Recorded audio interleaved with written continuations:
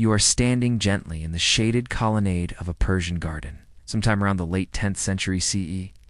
The air is dry, but not unpleasantly so. It smells of clay jars and aged stone, and something faintly sour lingers of familiar temps, of pickling spices carried in the wind from a nearby courtyard. A scroll crackles softly in the hands of an elderly man seated beneath a fig tree. He is dressed in a loose woolen tunic dyed the color of old lemons, and beside him, on a flat stone, rests a bowl filled with sliced cucumbers, bobbing gently in a bath of brine. You have arrived in the era of the Buyid dynasty, in the heart of Persia, where courtly poets, wandering scholars, herbalists, and amateur vinegar brewers often collided at the crossroads of conversation in culinary invention. The dynasty technically Shia, but in practice a patchwork of secular rationalists. Mystics and bureaucrats offered an unusual haven for thinkers of many kinds. While Baghdad shimmered with Abbasid prestige to the west, Shiraz, Ray, and Isfahan thrived with quieter energy, the kind that grew in scroll-stuffed libraries and market stalls full of pickled turnips. This story does not begin with a war, a scandal, or a betrayal. It begins, quite simply, with a question: can a sour cucumber improve the soul? The debate, as mundane as it might sound now, first found a proper stage in the library gardens of Ray, a city nestled in the foothills of the Alborz Mountains. There, among students of medicine, philosophy, and astrology, a trend had begun to grow, one that could only have blossomed in the peculiar soil of Persia's intellectual golden age: the use of pickled vegetables as tools for moral and mental refinement. It was, as far as historians can tell, a trend launched by accident and sustained by wit. The initiator may have been Abu al-Hasan al-Amiri, a philosopher of Neoplatonist leanings and considerable dignity. El-Amiri had studied under Al-Farabi and was preoccupied, like many thinkers of his time, with the harmonization of philosophy and Islamic thought. He believed in the cultivation of the soul through knowledge, moderation, and structured daily habits. And one of his habits, noted by several later biographers, was his daily consumption of pickled carrots with crushed coriander and a dash of wine vinegar strictly for the humors. He insisted. The detail might have passed unnoticed had it not been for the poet Abu Mansur al-Thulabi. In his compilation of sayings and oddities Yatamat, Alda remarked with amusement that no mind in Ray was so brined as Amirius, nor any carrot so improved by contemplation. Soon after, students and rivals alike began to write small treatises, jokes, and long letters about the supposed link between pickled food and intellectual vigor. The debates, which began as jest, grew in earnestness. Could sourness purge melancholy? Did vinegar sharpen the mind by cutting through excess phlegm, as some Galenic physicians argued? Did moderation in pickling mirror the moderation of the soul? And more interestingly, could a properly composed jar of pickles express harmony in the Aristotelian sense? You see, in the philosophical discourse of the day, particularly within the schools influenced by both Hellenistic logic and Sufi symbolism, balance was everything. Hot and cold, moist and dry humoral medicine shaped not just diagnoses but diets and metaphors. A pickle, humble though it was a triumph of balance. It preserved the living by transforming it. It held rot at bay through a process of sour improvement. It was, in a strange and briny way, an image of the soul striving toward its better form. This idea, at first half-joke, was taken quite seriously by a group of alchemical-minded scribes in the court of Fakha al-Dawla in Isfahan. They wrote a curious scroll titled Risala fi al-Murakabat al-Ruhiyya, a treatise on the spiritual compounds, in which they proposed that certain pickling methods might parallel the sublimation of base metals into gold. In this way, they argued, the humble pickle was an image of the alchemist's soul. The vinegar was trial, the spice was virtue, the sealed jar was disciplined restraint. Now, not everyone agreed. One critic called Tawidi, famously grumpy essayist, responded in his Imtanwa al-Munesa, Pleasure and Intimacy, sort of nocturnal book of conversations, that such arguments were the ramblings of men with too much brine and too few books. He called pickles a seduction of the tongue and a distraction from reason, and suggested that anyone who thought a cucumber could lead to salvation should try fasting instead. Still, the topic persisted. In the medical schools of Jundishapur, surviving still in diminished form from their ancient Sasaniid glories, students began experimenting with spice blends. Could a pickled eggplant, laced with mint and anise, improve liver function? Did pickled garlic stimulate memory? They kept diaries, now mostly lost, of their experiments.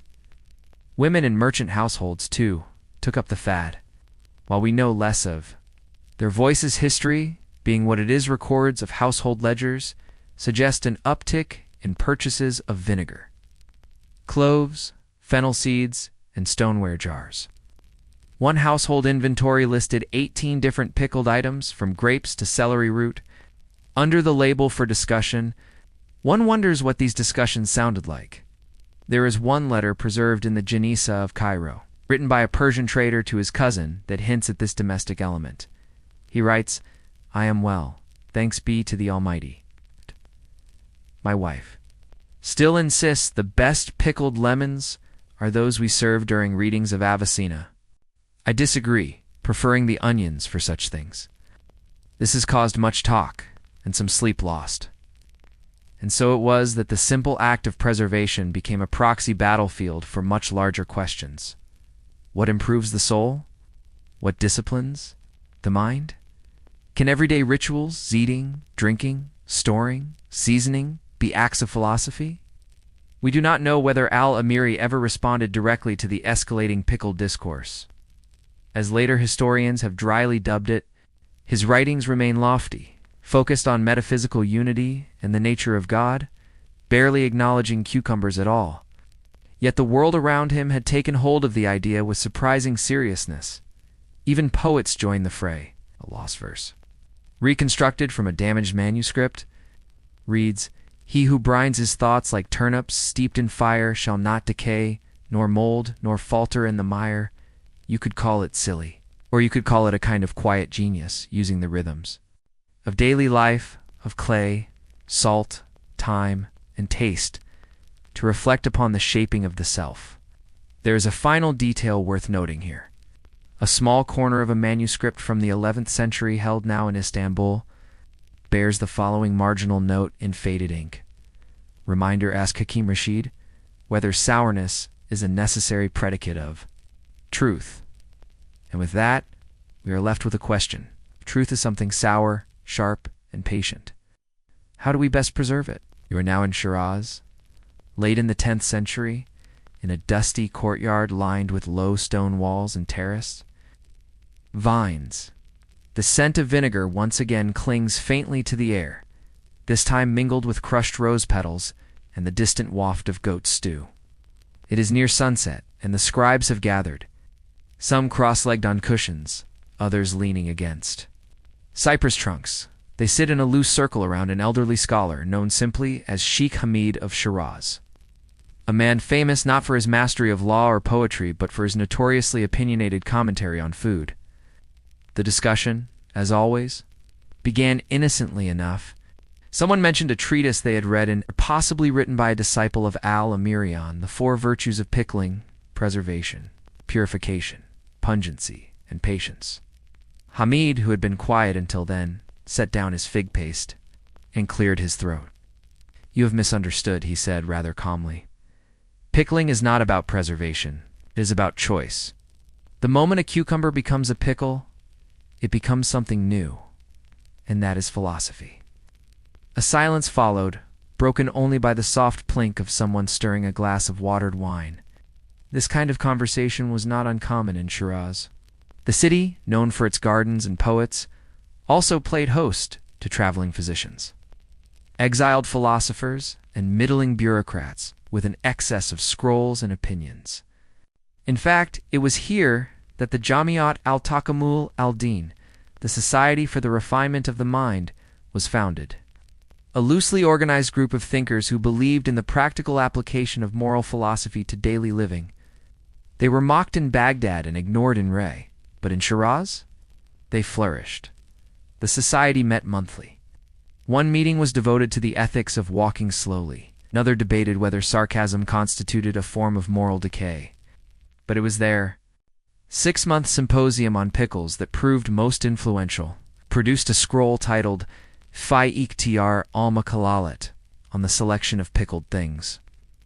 Now largely forgotten by history, this scroll reads like a gentle and mildly absurd manual of ethical eating. The central thesis: every pickle possesses a character, and the eater, by aligning themselves with that character, might refine their own. Consider a few examples from the preserved fragments. Pickled garlic. Fiery, loyal, and quick of thought. Best consumed by those prone to hesitation. Pickled plum, melancholic but wise. For philosophers and widows, pickled turnip with saffron. Decadent, mildly corrupting. To be taken only during state banquets. Pickled cucumber with fennel seeds, balanced and contemplative, at the philosopher's choice. The scroll was structured as a dialogue, with one character, Ghazwan the briner, advocating for moral enhancement through pickled substances, while his rival, Fadl the abstainer, argued for raw, altered foods as the path to spiritual clarity. At one point, Fidel exclaims, "You would steep your soul in vinegar as if it were a sin to be fresh." The debate was theatrical. Yes, but beneath the surface ran a deeper current, a reflection on change and the role of artifice in life. Was the altered cucumber still natural? Did fermentation mirror the process of inner transformation? Could self-discipline be achieved through rituals as mundane as the arrangement of a spice rack? The students of Shiraz thought so. Curious. Result of this philosophical pickling fervor was the rise of so-called jar libraries. These were not literal libraries, though a few existed in backroom kitchens of more eccentric scholars. Rather, the term referred to a system of organizing. One's pickled goods according to moral properties, rather than taste or type. In one surviving inventory, attributed to the mid-ranking tax official, Ahmad ibn Musa, we find this. Shelf 1. Items for sharpening debate. Garlic mustard seeds. Green olives with chili. Shelf 2. Items for calming the nerves. Beetroot. Rose. Petal preserves. Apple vinegar. Shelf 3. Items for self-examination. Bitter melon. Pickled lemon. Smoked shallots.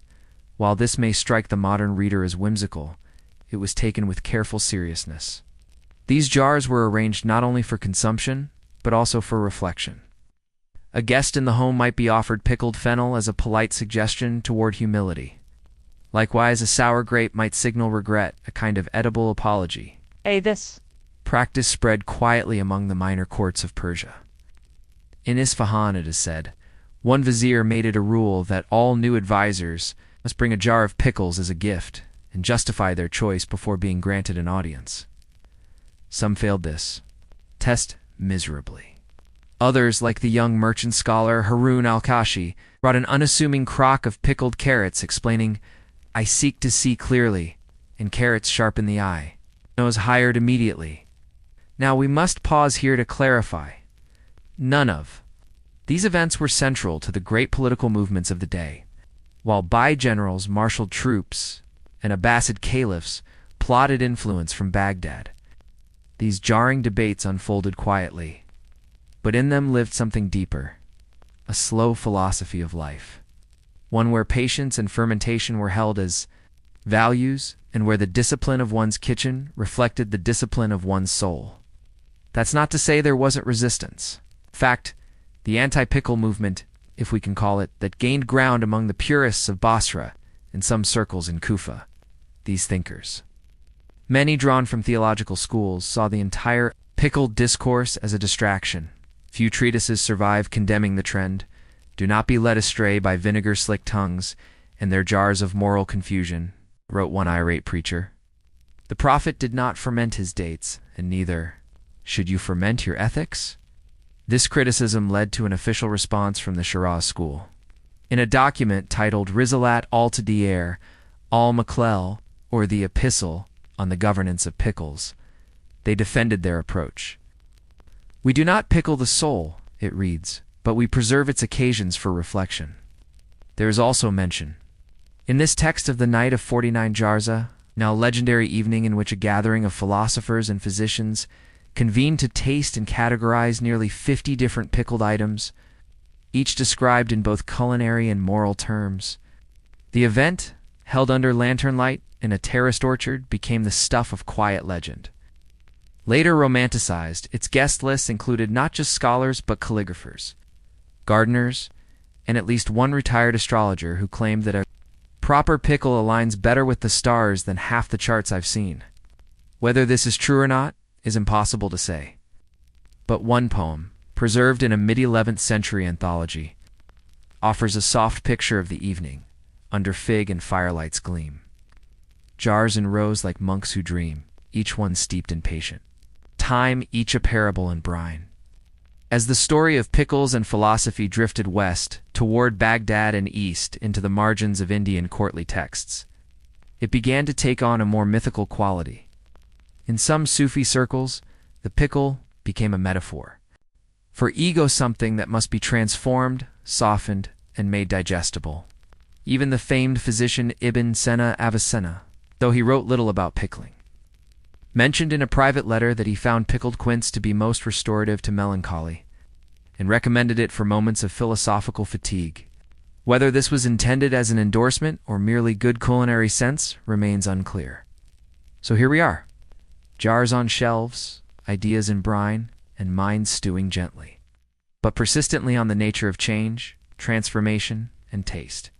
And yet one mystery remains. How far could this line of thought go? If the humble pickle could reveal the self, could it also define a society? So here we are at the tail end of this odd, wonderful journey where salted cucumbers and salted opinions mingled under desert sun and lantern-lit scroll rooms. The court of the Bides in the late 10th century had grown used to spirited discussions, but the pickle incident, as it came to be half-mockingly referred to by scribes, lingered in memory. Even after the formal debate between Al-Tawidi and the pickling guilds ended in what was deemed a tactical draw, no scholar was ever declared wrong. Only, misaligned with prevailing humors, the reverberations lasted much longer. In the weeks that followed, several curious things happened. For one, Al-Tawidi received basket Cs, actual baskets of exotic pickled goods from various parts of the Islamic world. Vine leaf bundles from Andalusia, fenouiled olives from Damascus. Even a pickled melon rind said to be from the Sultan's own garden in Nishaper. Maha, some bore notes scrawled in eloquent Naskh script. From one preserver of thought to another, he wrote about these in his personal letters, occasionally musing over which was more acidic, the vinegar brine of Bustra's fermented lemons, or the biting tongue of Ibn Said, a rival poet he rather disliked. More importantly, the debate had set off a small but noticeable intellectual fashion. Across the scholarly circles of Baghdad, Ray, Isfahan, and Shiraz, philosophers began to incorporate more concrete imagery into their writings. Not just pickles, though. There was certainly no shortage of those but everyday items. Dust, sandals, lantern oil, cracked tiles, and yes, spoiled dates. The idea that lofty truths could emerge from mundane reflections had taken hold like the scent of cumin in a sealed market alley. Al-Tawidi himself began penning a short treatise, a blend of musing and mockery tentatively titled On the Moral Composition of Vinegar. It was only partially a joke.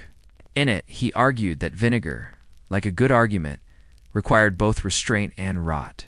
Too sweet, and it becomes syrup.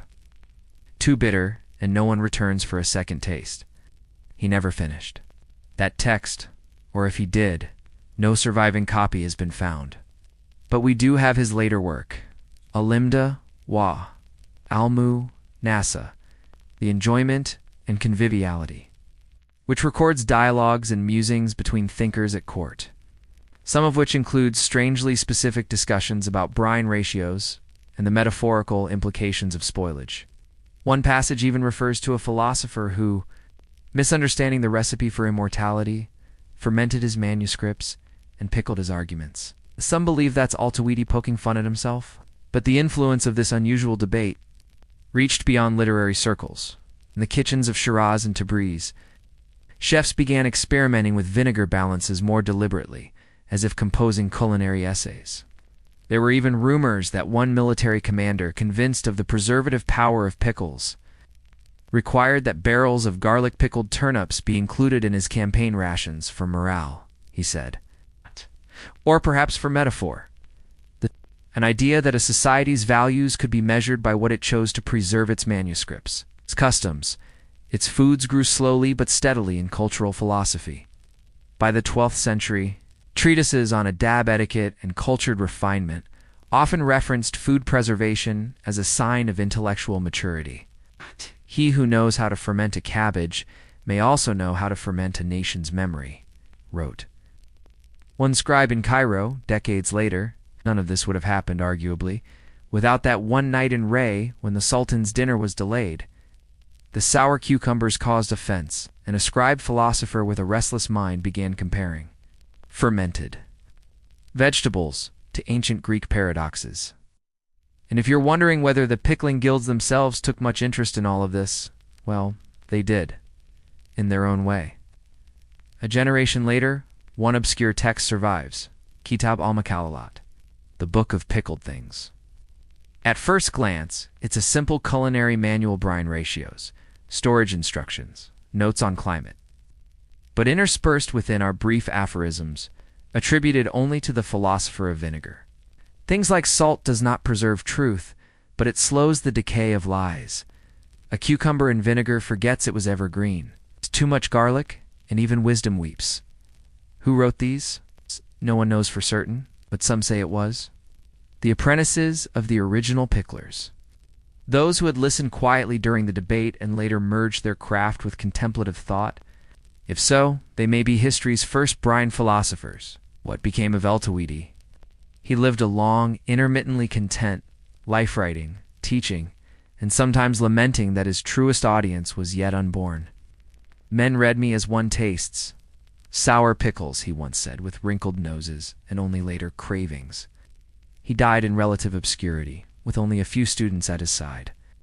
But centuries later, he would be remembered fondly by scholars, as poets, and yes, food historians, as the man who once argued that the soul of a civilization might just be found in a pickle jar.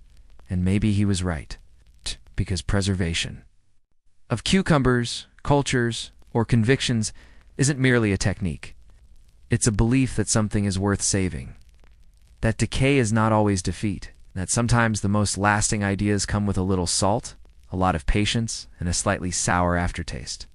And so, the next time you unscrew the lid of a jar and inhale that sharp tang of something old, made edible, again think of Al-Tawidi, of a warm evening in Ray, of philosophers arguing over dinner, and of all the tiny, briny ways that history-boring, beautiful, persistent history finds its way into our lives.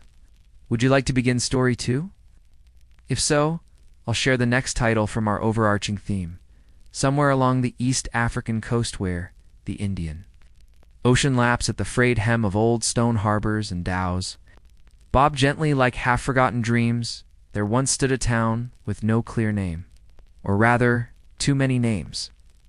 The Portuguese called it Vela das Assombras, the town of shadows.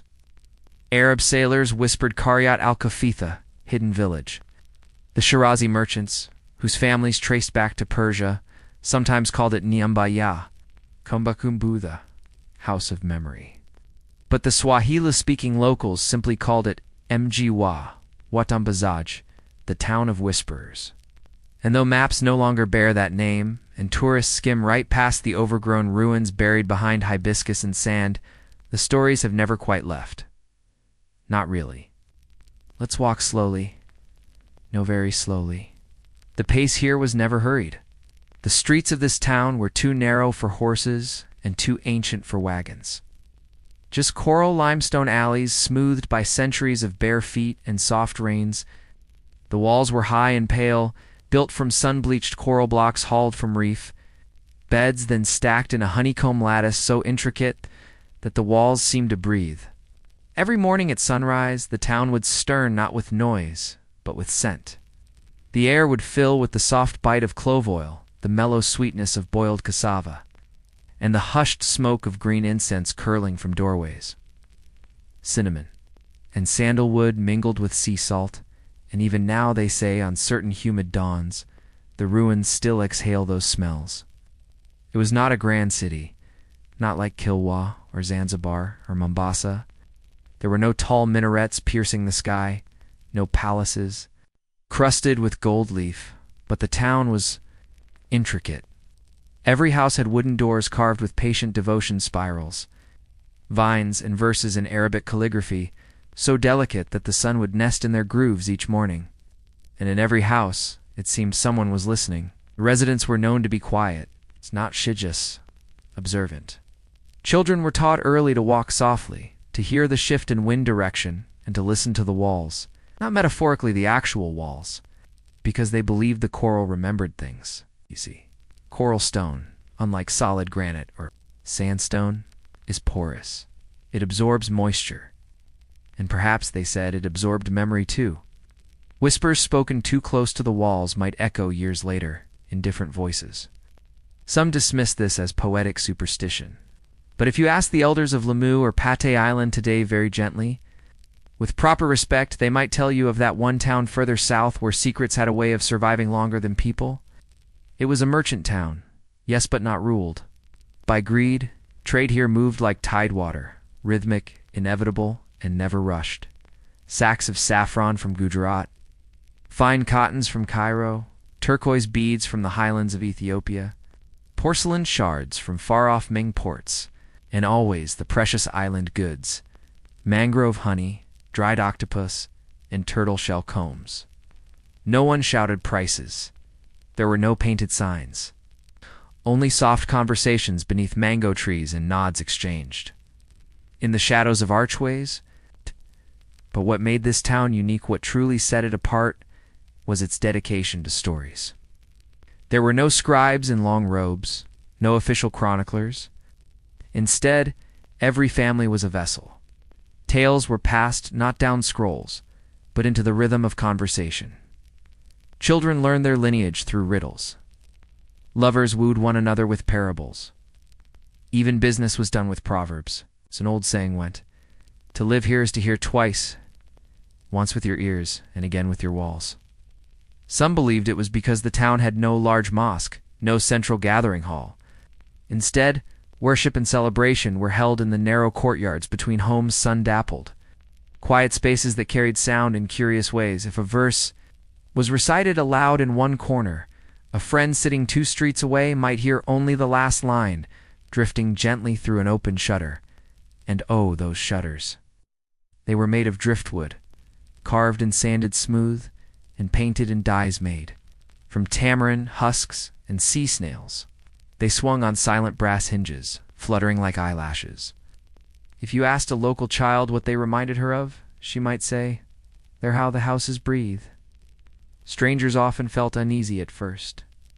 Travelers described a strange sensation, as though the walls were listening in, not in a sinister way, just attentive, as if the town were waiting for something, or someone.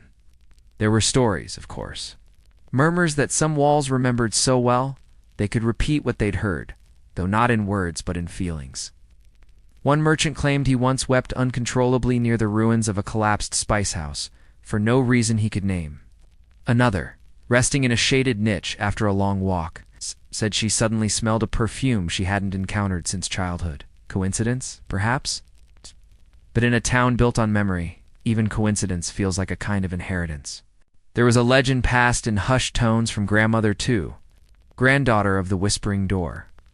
A particular wooden door carved with a spiral so fine that if you leaned close and placed your ear just so, you would hear a story, not a ghostly voice, not a riddle, but a full tale, whispered as though from inside the wood itself. No 2 people heard the same story.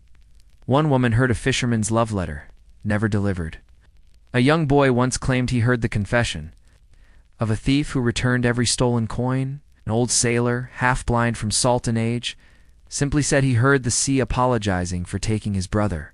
The door disappeared long ago, either sold, stolen, or perhaps crumbled to dust, but its tale remains, etched in the town's silence. Some scholars believe the town fell into decline sometime in the 15th or 16th century, perhaps due to a change in trade winds or a new harbor favored by Portuguese ships, or maybe it was simply forgotten, swallowed by mangrove roots and shifting dunes.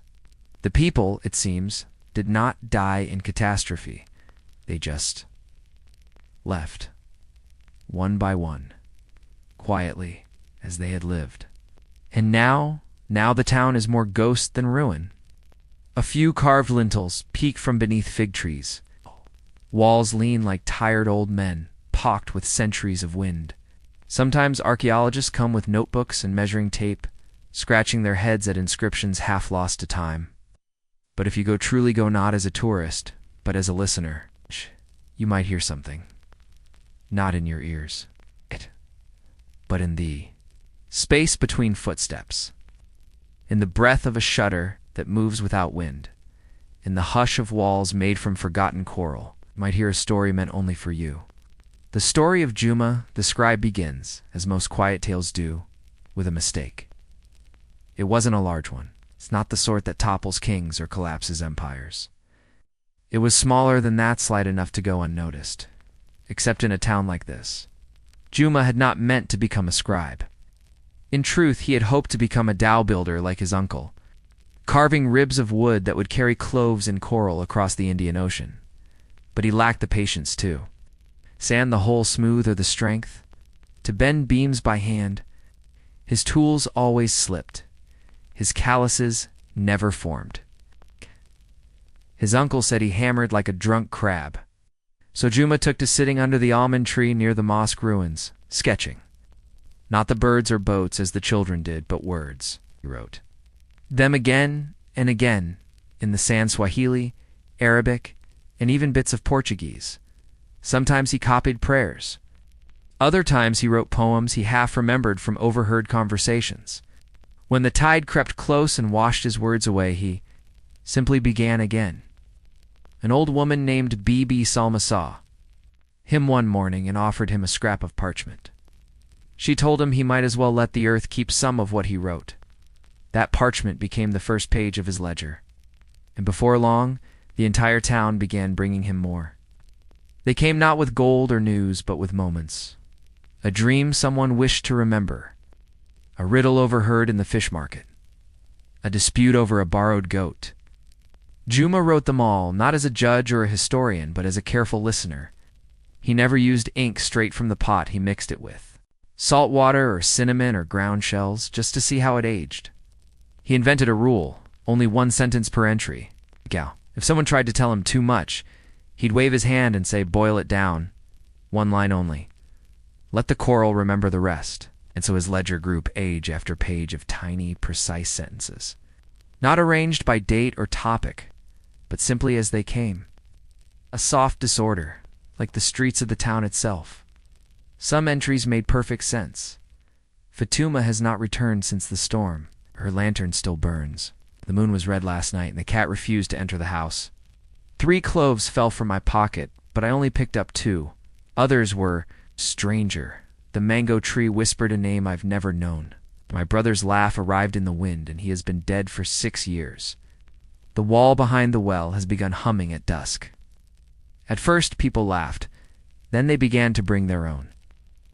They didn't call it superstition only, the record. Fishermen, before setting sail, would stop by Juma's house and murmur a line. Children brought him dreams they didn't understand.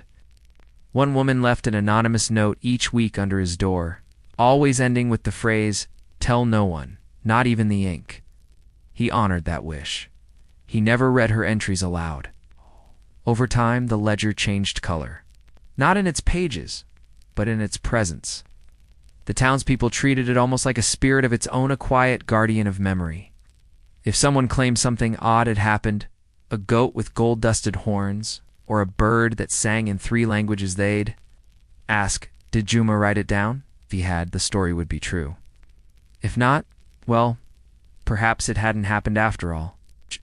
Juma didn't see himself as anything special. He still walked barefoot, still stumbled over greetings. He still forgot the names of people he'd met 10 times. But his ledger grew heavy. He carried it in a cloth sling like an infant wrapped against sweat and sand, and always, always he wrote with care.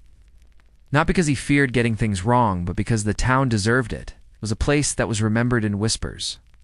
and he considered himself one more whispering-stained, sand-covered, and slightly bent by the wind. But even in such a peaceful place, the outside world has ways of intruding. One year no one remembers exactly when strangers came. They arrived on a ship with black sails and silver buttons on their coats. Not soldiers, nor merchants. They called themselves scholars of the crown, which, to Juma, sounded like an excuse to walk into places uninvited. They spoke in clipped Portuguese and carried long sticks with glass lenses. They pointed at coral walls and murmured about ancient settlement patterns and non-alphabetic mnemonic structures. One of them snapped off a chunk of carved lintel and pocketed it without asking. Juma avoided them. The ledger well. They heard about it soon enough. A boy mentioned it while showing them the winding alleyways. The scholars followed the boy straight to Juma's door. "Ah," said one, "a tall man with fingers stained green. We're told you keep a kind of record." Juma did not speak. Another stepped forward. "Would like to see it. For the archives, you understand. You're preserving history." Still, Juma said nothing. They offered silver coins, then gold ones. Then threats, soft as silk but sharp underneath. Juma finally spoke. History is not a bird to be caged in glass. They didn't understand. He tried again. This town is alive. You can't press it flat and carry it away. The scholars did not like this. That night, while Juma was away gathering tamarind pods near the mangroves, his house was entered. Not broken in two, just entered. The door was not locked. Nothing here was. The ledger was gone when he returned. The town fell into a hush. No one spoke of it directly. Shopkeepers closed early. That the almond tree shed its leaves in silence. The dhows moored further from shore than usual, as though uncertain whether they were still welcome. Juma did not search. He did not weep. He simply began again. A new ledger, made from scraps. Old sails. Bark. Even fish skin. Dried and pressed. He wrote nothing of the theft. Not a single line. Instead, he returned to the morning rituals. One sentence at dawn, one at dusk. The town's pulse on the page. Years passed. Scholars never returned. Perhaps they grew bored or confused or lost in archives of their own making. No one knows what happened to the original ledger. Some say it was sold to a university museum, mislabeled and sealed in a drawer. Others whisper it burned in a storm at sea. One fisherman claimed he saw a page floating near the reef, its ink still legible despite the salt. But most believe something else, that the ledger found its way back. Not as a book, but as breath. That the walls absorbed it page by page. That every sentence now sleeps in the coral, waiting to be heard again. And sometimes, if you sit very still in the alley by the old almond tree, you might hear a voice not loud, not clear, but unmistakably patient. It will say something like, "The lantern still burns. The mango tree remembers. The goat is no longer borrowed." And you will not know if it is Juma, or the walls, or memory itself. But it will feel true. There are certain memories that do not cling to dates or decades. They float like dust in a shaft of light, waiting to settle on the mind when the hour is quiet and the air just right. The people of the forgotten Swahili port town never agreed on when exactly the backwards rain fell, only that it did. "Was it Tuesday?" said Mizzy Baraka, the spice seller. "Because I remember my stall was full of peppercorns, and I only bring those on Tuesdays." "No," insisted Asha, the coral mason's granddaughter. "It was a Thursday. I know because I had just finished braiding my cousin's hair, and we always do that on Thursdays." Others swore it wasn't a day of the week at all, but a day between days, one of those strange calendar folds that the world tries to forget but never quite can. But all agreed on the experience itself. It began with a silence, not the everyday hush of a sleepy afternoon, but a full, dense silence that seemed to push the air inward. The sort of silence that turns birds into stone and makes even the waves pause before they reach the sand. The clouds had been building all morning, soft and fat and low, like sheep waiting at the edge of a cliff. No one thought much of it. The coast was a moody place. Weather had its own language here. When the first drop of rain rose from the ground, rose, lifting gently like a bead of oil in water. Everyone stopped. There was a moment of disbelief. Then another drop lifted. And another. Boom. The whole courtyard in front of the mosque shimmered with droplets floating upward, slow and purposeful, like fish returning to the sky. Children laughed and reached up, trying to catch them. Old women crossed themselves and ducked under canopies. The fishermen stared, mouths open, their nets limp at their sides.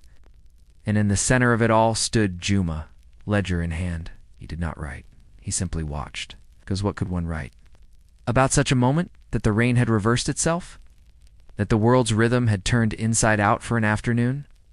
That puddles emptied and rooftops grew wet from underneath? Words seemed too small. Instead, Juma walked.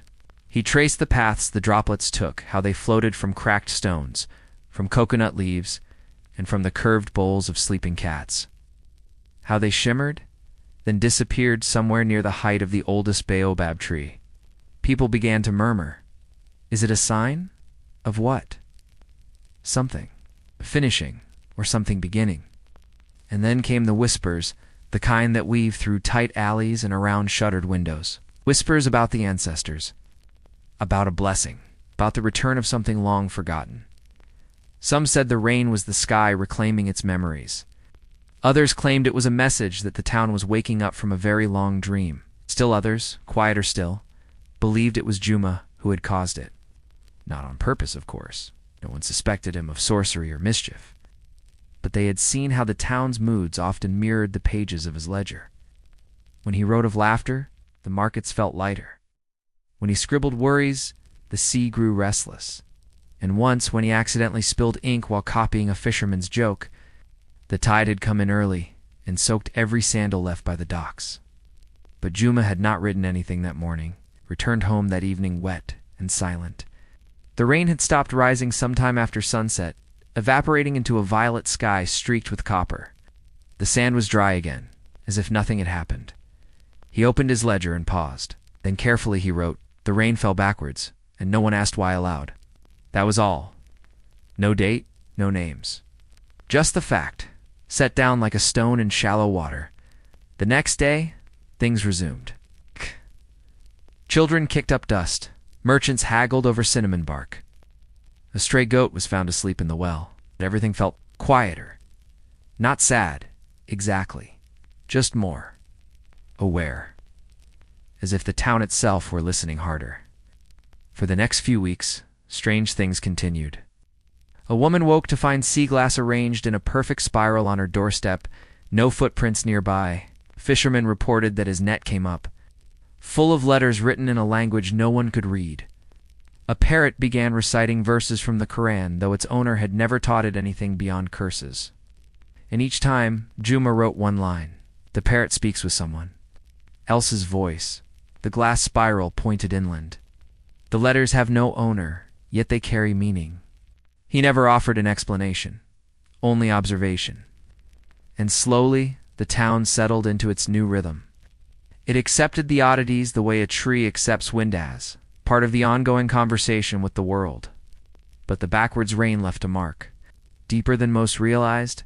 For one, the coral began to change. Not quickly, but subtly.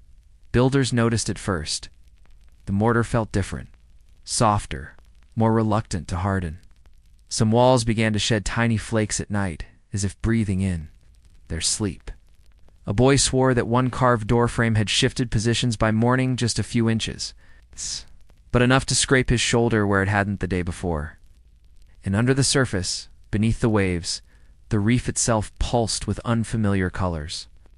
Divers reported hues of blue they couldn't name.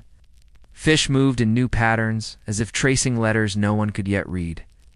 Juma, ever quiet, said nothing, but he began to walk more often, not through town, but along the places people didn't. Go behind the ruined lighthouse, along the collapsed cistern, through the forgotten graveyard where the stones leaned like dozing birds. He carried no ledger, only a small pouch of sea salt and a bone whistle he never used. People noticed, of course. "He's listening for something," said Bibi Salma, now nearly blind. "What do you think he's heard?" asked her granddaughter. "Not what? Who?" And one night Juma vanished. No note. No sign of struggle. His house was untouched. The new ledger lay open on the table. The last line read, "Some things returned by leaving." He searched, half-heartedly. Not because they didn't care, but because some part of them knew this was not a disappearance, but a continuation. A fisherman claimed he saw Juma standing knee-deep in the surf just before dawn, humming to the tide. A child said she dreamt of him walking across the sky, barefoot on the clouds, leaving wet footprints that never dried. The coral mason said nothing but began carving his name into the lintels of every new building, just a single symbol small and nearly invisible where the door meets the frame. And the rain? It never fell backwards again. But once a year, on an unmarked Tuesday or Thursday or day betweened, a strange mist would rise not from the sea, but from the town itself. It carried no moisture. It's only a scent salt and ink and old wood. And for just a few minutes, everyone paused to listen, to remember, to wonder. Somewhere Juma's ledger remains. Not in a library or a museum, but in the coral, in the alleyways, in the soft hush that follows an unexpected silence. And if you ever visit that forgotten Swahili port town, if you stand beneath the almond tree and close your eyes, you might hear a voice murmur, "The rain fell backwards once." The town remembers. Write only one line, and make it true. In the waning days of the 10th century, in the city of Rathan, a thriving cultural hub nestled in the Persian heartlands, where caravans carried silk and scrolls in equal measure, most curious disagreement arose. It had nothing to do with war, taxes, or royal succession. No. Thrones teetered, no armies mobilized. The trouble began with a cucumber, specifically a cucumber preserved in vinegar and seasoned with dill, garlic, and a pinch of crushed coriander. Seed it was, according to the merchant who sold it in the market square, the most contemplative pickle in all of Persia. Now, this would have passed as harmless marketplace exaggeration had it not been overheard by one Abu Mansur al-Farjani, a minor philosopher of moderate repute and major appetite. Al-Farjani had been educated in knee shaper, was once accused of arguing with a garden statue for 3 days. He claimed it was a metaphor, and made a modest living teaching dialectics to impatient teenagers from merchant families. Upon hearing the phrase contemplative pickle, Al-Farjani reportedly paused mid-step and whispered to himself, "Can brine preserve thought?" He bought the pickle. He took it home, and thus began a philosophical unraveling that would, over the course of 2 seasons, consume the attention of poets, cooks, clerics, heretics, 2 donkeys, and 1 very influential librarian. For Al-Farjani did what philosophers often do when struck by inspiration. He wrote a treatise. It was titled On the Potential of Fermentation to Encapsulate the Eternal Truths of the Cosmos. In it, he argued quite seriously that pickling, like philosophy, was a process of preservation. Just as reason clarified the soul and distilled wisdom from the raw chaos of human experience, so too did vinegar and salt extract the essence of a cucumber. Both were, in essence, alchemical. He posited that each pickle was a kind of edible epistle, a letter from nature preserved against the rot of time. The spices were punctuation, the crunch, a kind of ontological emphasis. He concluded with a flourish, and thus, "I say unto those who would separate cuisine from contemplation, you have not truly tasted the universe till you have eaten a pickled turnip in silence beneath a fig tree while considering the impermanence of figs." The treatise scoped by hand and shared with his students might have faded into obscurity had not one of them. A rather clever boy named Idris snuck a copy to the House of Wisdom in Baghdad. There, it landed on the desk of Bahia al-Chatib, a scholar known for her expertise in logic, linguistics, and the culinary arts. Bahia had written extensively on the stuff, metaphysics of metaphor, and had once described a particularly good bowl of lentil soup as a sermon in saffron. She read the treatise thrice. Then, with the briskness of someone offended on both intellectual and gastronomic grounds, she composed a rebuttal on the absurdity of culinary epistemology and the limits of the pickled mind. Her central thesis was simple. Just because something is preserved does not mean it contains meaning. A date pit buried in resin is not a poem. A salted plum is not Plato. Fermentation, she claimed, is practical, not philosophical. Her tone, however, was not so kind. If cucumbers are philosophers, she wrote, then I dare not ask what soup would say. She sent the rebuttal too. Ray with the stamp of her seal and a note to be read aloud at the next public gathering of minds, mouths, or both. And so the debate began. The arrival of Bahia al-Chatib's rebuttal caused no small stir in Ray. The treatise was read aloud by a particularly theatrical apothecary named Omar, who relished the opportunity to perform the words of a woman renowned for both her wit and her withering tone. The marketplace, unusually crowded that morning due to the fig shipment from Kazvin, fell into a hush as Omar unfurled the scroll and began to equate a sour gourd with the sacred geometries of thought as to salt not only the vegetable, but also the very wellsprings of logic. Some in the crowd laughed. Others nodded solemnly, as if the truth had at last been ladled out in words sharper than vinegar. A few local chefs took offense, muttering that their craft was more art than alchemy and deserved better than to be dismissed as merely practical. Alfarjani, upon hearing of the rebuttal, retired to his garden with a jar of pickled carrots and wrote his reply under the quince tree. He titled it In Defense of the Brined Soul, a response to the skepticism of Bahia el-Chatib. His writing, now increasingly flavored with sarcasm and spice, framed her argument as tragically literal. Does not the date pit contain the tree? He asked. Is the seed not a scroll yet unread? He reminded her and, by extension, the growing audience of philosophers, merchants, and curious children that many truths begin in the stomach. After all, had it not been hunger that shaped cities, empires, and the roots of trade? Were not spice is the reason for fleets, and salt's the reason for wars. To deny the pickle its place in philosophy is to deny the pomegranate its poetry. By now, a strange thing had happened.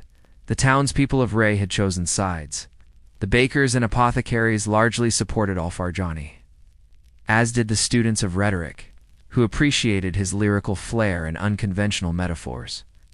Meanwhile, the mathematicians, bookbinders, and accountants aligned with Bahia, citing her discipline, clarity, and disdain for sentimental produce. There were arguments in tea-houses, friendly duels between rival poets, and at least one instance of a scholar being gently pelted with olives after referring to mustard seeds as existentially inert. Even the local imam was drawn into the dispute. During his Friday sermon, he observed with diplomatic neutrality, "Whether a pickle may teach us the order of the cosmos, I cannot say. But let us not confuse the sharpness of taste with the sharpness of truth. One satisfies the tongue, the other the soul." The debate spilled into unexpected places. At the city baths, bathers quoted passages from both philosophers while ladling water over their heads. In the market, sellers began advertising their pickles with tiny scrolls attached each with a brief quote from either Alfarjani or Bahia, depending on their allegiance. A particularly entrepreneurial grocer offered a dialectical pickle platter with opposing flavor profiles meant to simulate a philosophical conversation. Customers would chew thoughtfully, then declare whether they found brine or spice to be the superior argument. Children played a game called Pickle or Parable. One player offered a strange phrase, and the others had to guess if it was a line from Alfarjani's treatise or just a misheard proverb from a vegetable vendor. By winter, the House of Wisdom in Baghdad received letters from Ray requesting formal arbitration. Word had spread so far that even a few curious monks in Mount Lebanon copied the debate into their own archives. It's uncertain whether it was satire or profound commentary on the nature of meaning. And so it was that a simple phrase overheard in a Persian market had transformed into a cultural tremor. What had begun as a passing metaphor became a movement of sorts, a reminder that history is often shaped not just by generals and kings, but by thinkers who dare to compare the soul to a radish in brine. As the city of Ray awaited Bahia al-Khatib's next response, one question hovered in the winter air. Tucked like a folded note between scrolls and spices, can something as simple and sour as a pickle really preserve wisdom across the ages? It was a strange season in Ray. By the time the first spring winds unfurled, the plum blossoms. The great pickle debate as it had come to be known in whispered jest and handwritten. Marginalia had outgrown its original thinkers, no longer just the concern of Bahia al-Chatib or Al-Farjani the Elder. It had taken on a momentum of its own.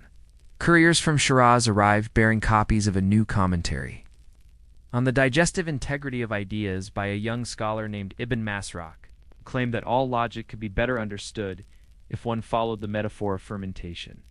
Over time, he argued that thoughts like turnips and brine matured with quiet pressure and ought not be rushed, lest they sour in haste and rot under scrutiny. Meanwhile, a rival text from Herat, The Perils of Gastronomic Philosophy, warned that over-reliance on culinary metaphors risked corrupting the clarity of the dialectical method. Its author, a dry and methodical jurist named Nizam Arai, compared Al-Farjani's metaphors to vinegar poured into a fountain, clouding the waters with unnecessary flavor. Neither author had ever visited Ray. Still, both works were read with great attention by the city's scribes, scholars, and athletes, chismongers, who had begun adopting philosophical terms to describe their dairy goods. Wheels of goat cheese now came in logical and metaphysical varieties, and one aging wedge was proudly labeled column-infused. In the meantime, Bahia al-Chatib had not remained idle.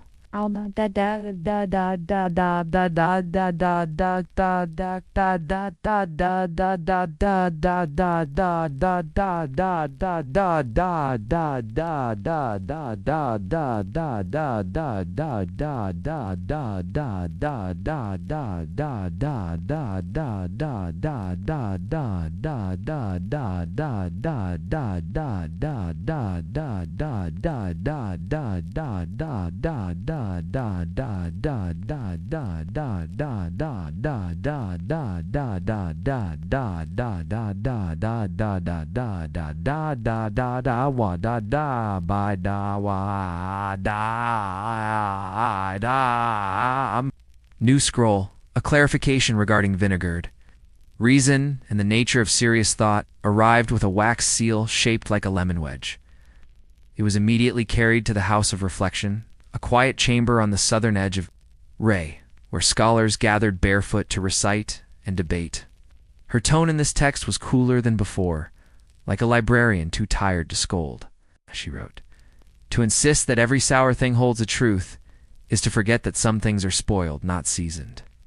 Bahia outlined a concern that had begun to trouble others as well, that the debate had left the boundaries of philosophy and become a kind of indulgent wordplay.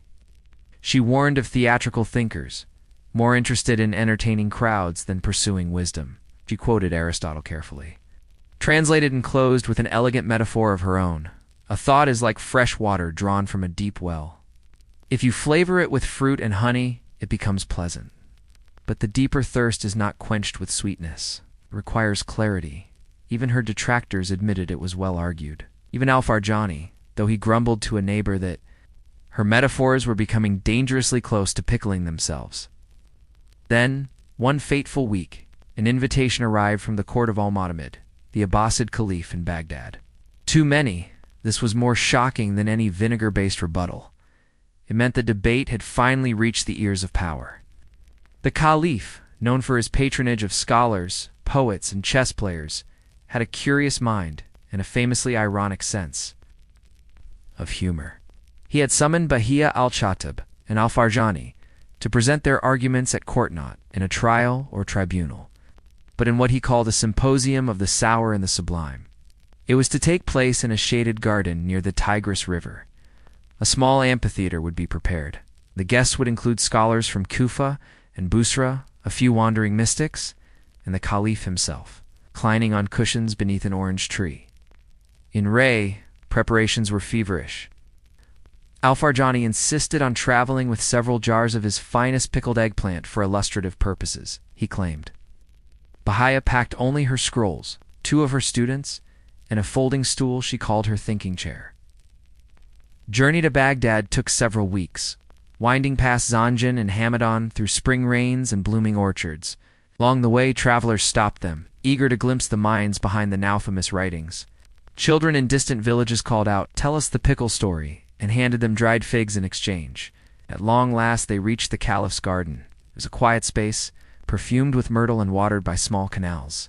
Attendants, in silk robes, offered sweet tea and fresh dates. Doves cooed from the shade. The caliph greeted them with warm curiosity and a faint smile. "You have caused quite the commotion, my friends," he said. "Come argue, amuse me, and if you're lucky, enlighten me." The symposium began with Bahia, who stood with poise and read from her newest scroll, emphasizing the danger of reducing thought to metaphor. She argued that philosophy was not a flavor, but a structure, one that collapsed when mixed with whimsy. She ended with a firm sentence: "Let vinegar remain in the jar, and truth on the page." Al-Farjani stood next. He did not read from a scroll. Instead, he held up a small jar of pickled lemons. "Hey, Caliph," he said with a gentle smile, "taste this and tell me it does not carry a memory." He spoke of how flavor preserved more than just fruit. It preserved time, longing, and even ideas. He told the story of a grandmother who packed jars of pickles before a long journey so that her grandchildren would remember her smile with every sour bite. "Philosophy," he said, "must also be tasted. Otherwise it dries into dust." The caliph listened in silence. Then he dipped his fingers into the jar, tasted a slice of lemon, and nodded. "Sour," he said, "but memorable." The court erupted in gentle laughter, and the caliph waved both thinkers toward the shade. That evening, there was no clear winner. Bahia and Al-Farjani sat side by side, sharing roasted chickpeas and cooled melon. They debated the role of metaphor in dreams, and whether Aristotle would have enjoyed yogurt. The pickle debate, as it had come to be called across the caliphate, did not end in Baghdad. It evolved. Books were written in response. One was The Sour Soul, a treatise on emotional fermentation, a curious blend of psychology and culinary history. Another on brined rationality became popular in Cordoba for reasons no one quite understood. But the most lasting legacy of the debate was not scholarly. It was the habit, adopted in cities from Damascus to Nishapur, of ending philosophical discussions with the question, "And what would the pickles say?" Even centuries later, in forgotten corners of dusty libraries, monks and scribes copied phrases from the debate into the margins of their own works, small reminders that even the dullest things can become vessels of meaning. Still, one question lingered like the smell of garlic in a sealed jar. Did anyone, in the end, truly understand what Al-Farjani meant? Or was the pickle always just a pickle after all? Long after the caliph's garden had emptied, and the symposium, chairs were folded away like the wings of quiet birds. The strange saga of pickles and philosophy lingered in the minds of the learned. It lingered in strange ways. In the libraries of Kufa and Busra, junior scholars could be seen tucking vine leaves between the pages of their notebooks, not for eating, but as small tributes to the memory of the debate. In Nishapur, an eccentric cleric named Al-Qadi began teaching logic through kitchen analogies, opening each class with the question, "What is the salt content of your soul today?" Even in Cordoba, a traveling poet recited a version of the story where the pickled lemon became a metaphor for divine sorrow. No two versions of the tale agreed on what had actually been said in Baghdad, but all of them ended with a smile and a puzzled expression. And what of Bahia el-Chatib and Al-Farjani? They returned to Ray separately, but the city welcomed them like folk heroes. Students lined the streets with fennel fronds and offered notes inscribed with vinegar-stained ink. Somewhere in the back room of a candlelit tavern, a bard strummed a dusty oud and sang. A woman wrote a vinegared thought. A man replied with lemons caught, but in the end they shared a seat where sweet and sour wisdom meet. Ah ha ha. Ever composed, resumed her writing in a quieter tone. Her next manuscript on the structure of gentleness and discourse was less concerned with metaphor and more with method.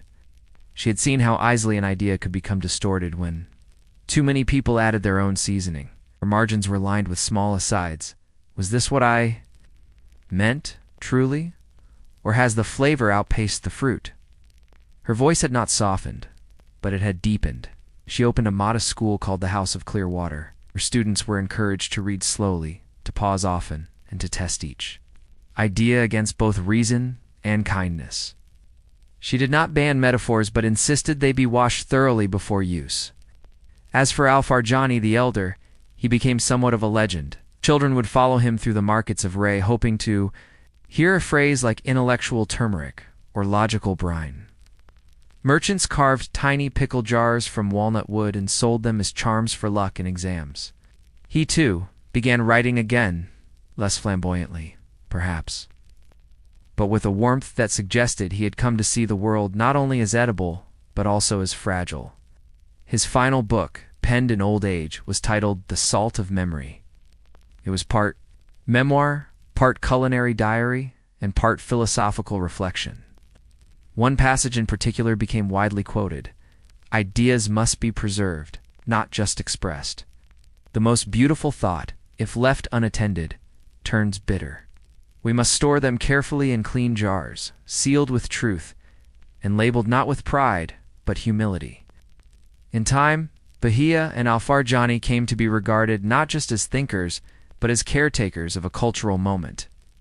A debate that had begun with laughter and outlandish metaphor had gently unraveled into something gentler, a shared reminder of how easily intellect and emotion intertwine, like pomegranate seeds in a bowl of lentils. Centuries later, a monk in Armenia would discover a fragment of their writings pressed between the pages of a medical manual. He copied the line onto the wall of his cell. Sourness sharpens thought, but only sweetness endures. In a dusty village near Samarkand, a folk tale was told about two old friends who argued over pickles until they realized they were arguing about time, memory, and the soul.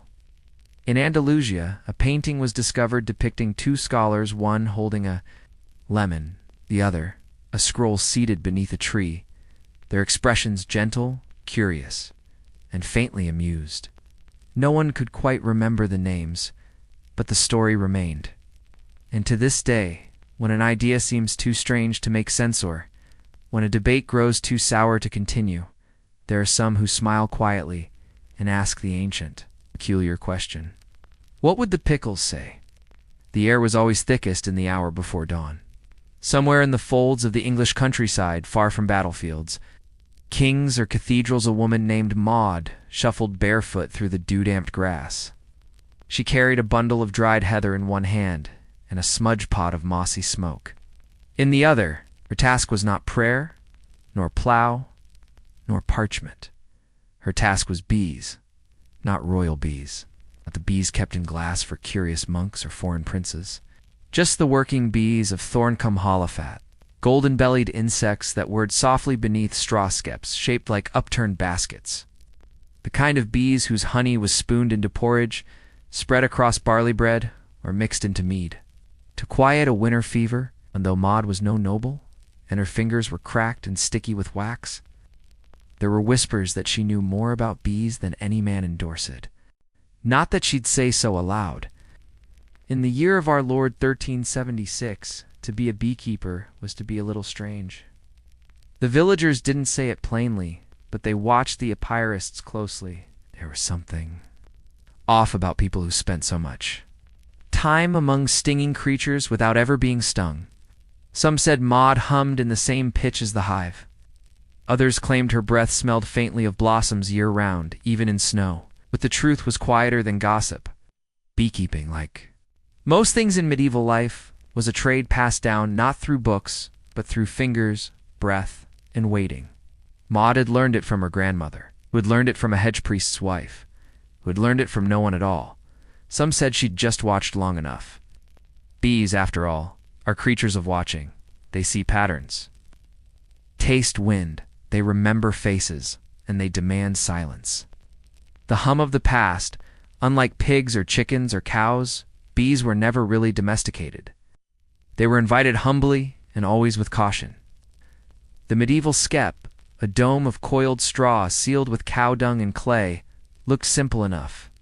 But each one was a miniature kingdom, a wild republic of wings, governed not by words, but by sense, vibrations, and unspoken treaties. Maud kept 27 of them. Each skep had a name carved in chalk along its base: Thistle, Candle, St. Dorothea, Applewick, and Little Bealoud Glen. Some she'd inherited, others she'd built herself, knees sore, plaiting rushes by firelight. She did not name them for fun. Naming was a kind of pact. When a skep died, when the bees inside vanished or perished, Maud covered it with black wool and sat beside it, as one would a person. She sang for the hive, not a hymn, but a tune so old it had no words, just a low melody that wandered like a moth in torchlight. Because you had to tell the bees. That was the rule. You had to tell them if someone had died, if someone had married, or if a baby had been born. If you didn't, the bees might leave. Or worse, go mad and begin to spin strange combs that tasted of ash. In 14th century England, there were no official bee manuals. There were no guilds, no PayPal bulls on beekeeping, and no saints with hives embroidered on their robes. What existed instead was a web of half-remembered customs, scraps of Latin wisdom, and deep local knowledge. And in the thick of it stood people like Maud, people who knew how to coax wax from dark places, people who knew that bees did not just make honey, they made sense of things. Beekeepers and belief beekeepers, it turns out, occupied a curious rung on the medieval ladder of professions. They were not quite peasants, because bees were valuable. A single pound of beeswax could be traded for wool or grain. Monasteries used wax to make candles, which were essential for prayer. Nobles used honey in syrups and preserves, and in winter, mead was sometimes the only drink that stayed warm. But they were not quite artisans either.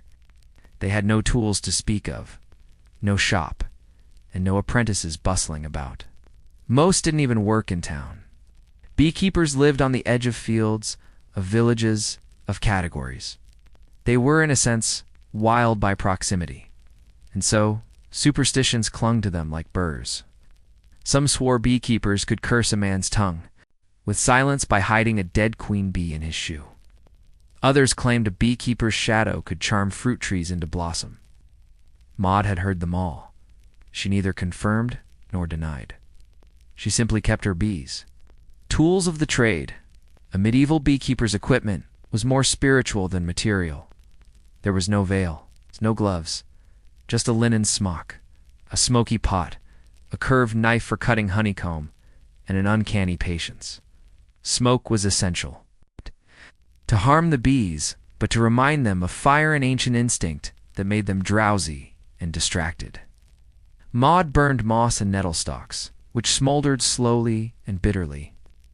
She carried the pot low, letting the smoke drift up like incense, her breath steady as a monk at matins. Then she'd lift the skep gently, tilting it to listen for the tone.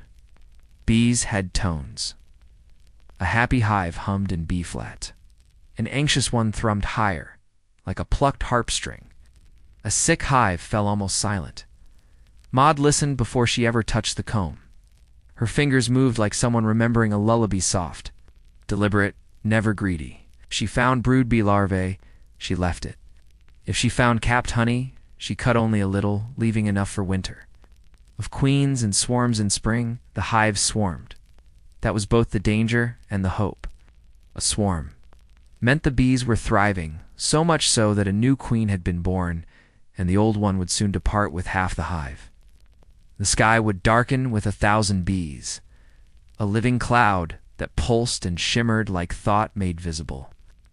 It was Maud's job to follow. She trailed the swarm on foot, calling softly, holding out a skep rubbed with thyme and honey.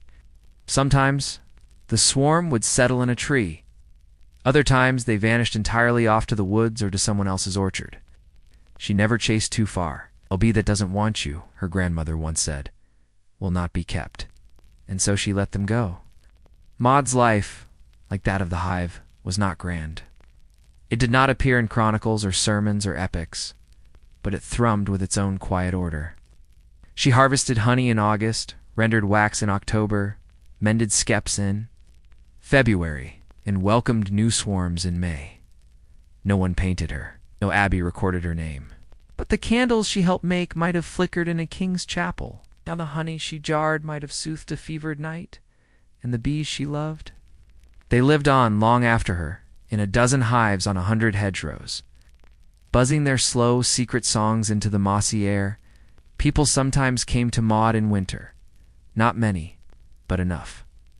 They came with cracked combs, dead queens, or worse hives. Gone quiet, they knocked politely, waited in the cold, and when Maud opened the door, they always stood a little too far back, as if afraid the bees might follow her out. She understood bees were both gift and threat. In some villages, it was believed that if a beekeeper died without telling the bees, the hives would fall into mourning. They'd refuse to make honey, or worse, they'd die themselves. Some tales claimed that bees would rise in a fury and sting every member of the household one by one until they too were gone. A superstition, maybe, but one that no serious beekeeper dared ignore. Maud had once walked 3 miles to a friend's cottage after hearing he'd passed away. She leaned into each skep-on, his land, her voice low and trembling in the morning fog. "John is gone. He won't be tending you this year. But we'll see to you, don't worry. Sleep well now." It wasn't magic. It was courtesy. And in medieval England, courtesy mattered. Far more than people remembered. A wax economy, though, honey, was sweet. It was wax that paid. The church needed beeswax for candles, lots of them. Tallow candles, made from animal fat, burned with smoke and stink, unsuitable for sacred places. But beeswax burned clean, gold bright, and steady. Maud set aside the darkest honeycombs.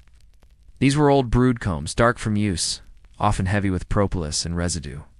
She melted them in a wide cauldron, skimming the top, letting the wax rise. Was a pale yellow brick, still warm to the touch, which she wrapped in linen and carried to the market 3 towns over. Wax fetched a better price than honey, especially if it smelled faintly of thyme. Maud's did. She never said why. The apiaria's universe, a medieval beekeeper didn't study bees in the way monks studied stars or lawyers studied laws. There was no grand theory of apiary behavior, no formal names for species or subcastes. And yet, there was understanding. A kind of folk science passed in scraps, that bees preferred skeps placed eastward, so they warmed sooner in the day. That planting lavender nearby kept wasps away. Too much wind made a hive anxious, and too little made it prone to fungus. That the best queens were born in silence. Maud followed these patterns, not because she'd read them, but because her body had learned them. The way her knees felt in April told her how deep to bury the skep legs. The taste of the early nettle bloom warned her of a late frost. There was something in her gait, in the rhythm of her chores, that matched the hive. And maybe that was why the bees stayed. Royal bees and peasant bees in London, there were bees kept in glass grand, controlled hives maintained by monks and noble households. Their scribes made notes in Latin, tracking yields and deaths with precise little charts. A hive could be catalogued like a herd or a vineyard, but these were exceptions. For most of England, bees lived in straw, in wood, and in wildness. Some were caught from the forest. Others were stolen from abandoned chapels, their walls humming with unseen wings. Beekeepers like Maud didn't own the bees, they hosted them. And with that hosting came a kind of spiritual burden. If bees thrived, it was seen as a sign of blessing. If they died, it meant something had gone wrong within the land, the house, or the soul. So Maud paid attention, not just to combs and drones, but 2 things others missed. The curl of smoke near the church roof, sudden absence of frogs in the creek, a patch of herbs refusing to grow. Everything was connected. Bees taught her that. Rituals of the hive each year on Candlemas, Maud brought 2 bricks of wax too. The small chapel at Thorncombe. The priest accepted them with a nod. No words, just that. Everyone knew they were from her. And the villagers always noticed that the candles burned longer on those days. Longer and warmer somehow. At Easter, she gifted honey to the nuns. At Michaelmas, she gave jars to the old and the ill. Not because she had extra shit, often didn't, but because to keep bees was to be in balance, and balance meant giving. The bees took nectar and gave sweetness. She followed suit. Spring did not announce itself with fanfare. It crept in quietly. a longer trickle from the eaves, a frog's sudden chirp, a smell like thawed mud and greening things. Maud felt it first in her hands, which stopped cracking. Then in the bees. They did not burst from the skeps. No. They tested the world with a single scout, then two, a few loops. In the warming air. Then a full-bodied hum. They remembered the world. And Maud, too, remembered herself. Not the silent winter watcher, but the keeper again. The steward. The one who opened each hive like a priest, lifting a veil. She did not wear gloves. She did not veil her face. Some said this was foolish. Others called it trust. She simply said it was necessary. Bees knew fear. They smelled it and tasted it, and fear made them restless. So she kept her heart still, like drawing water from a deep, calm well.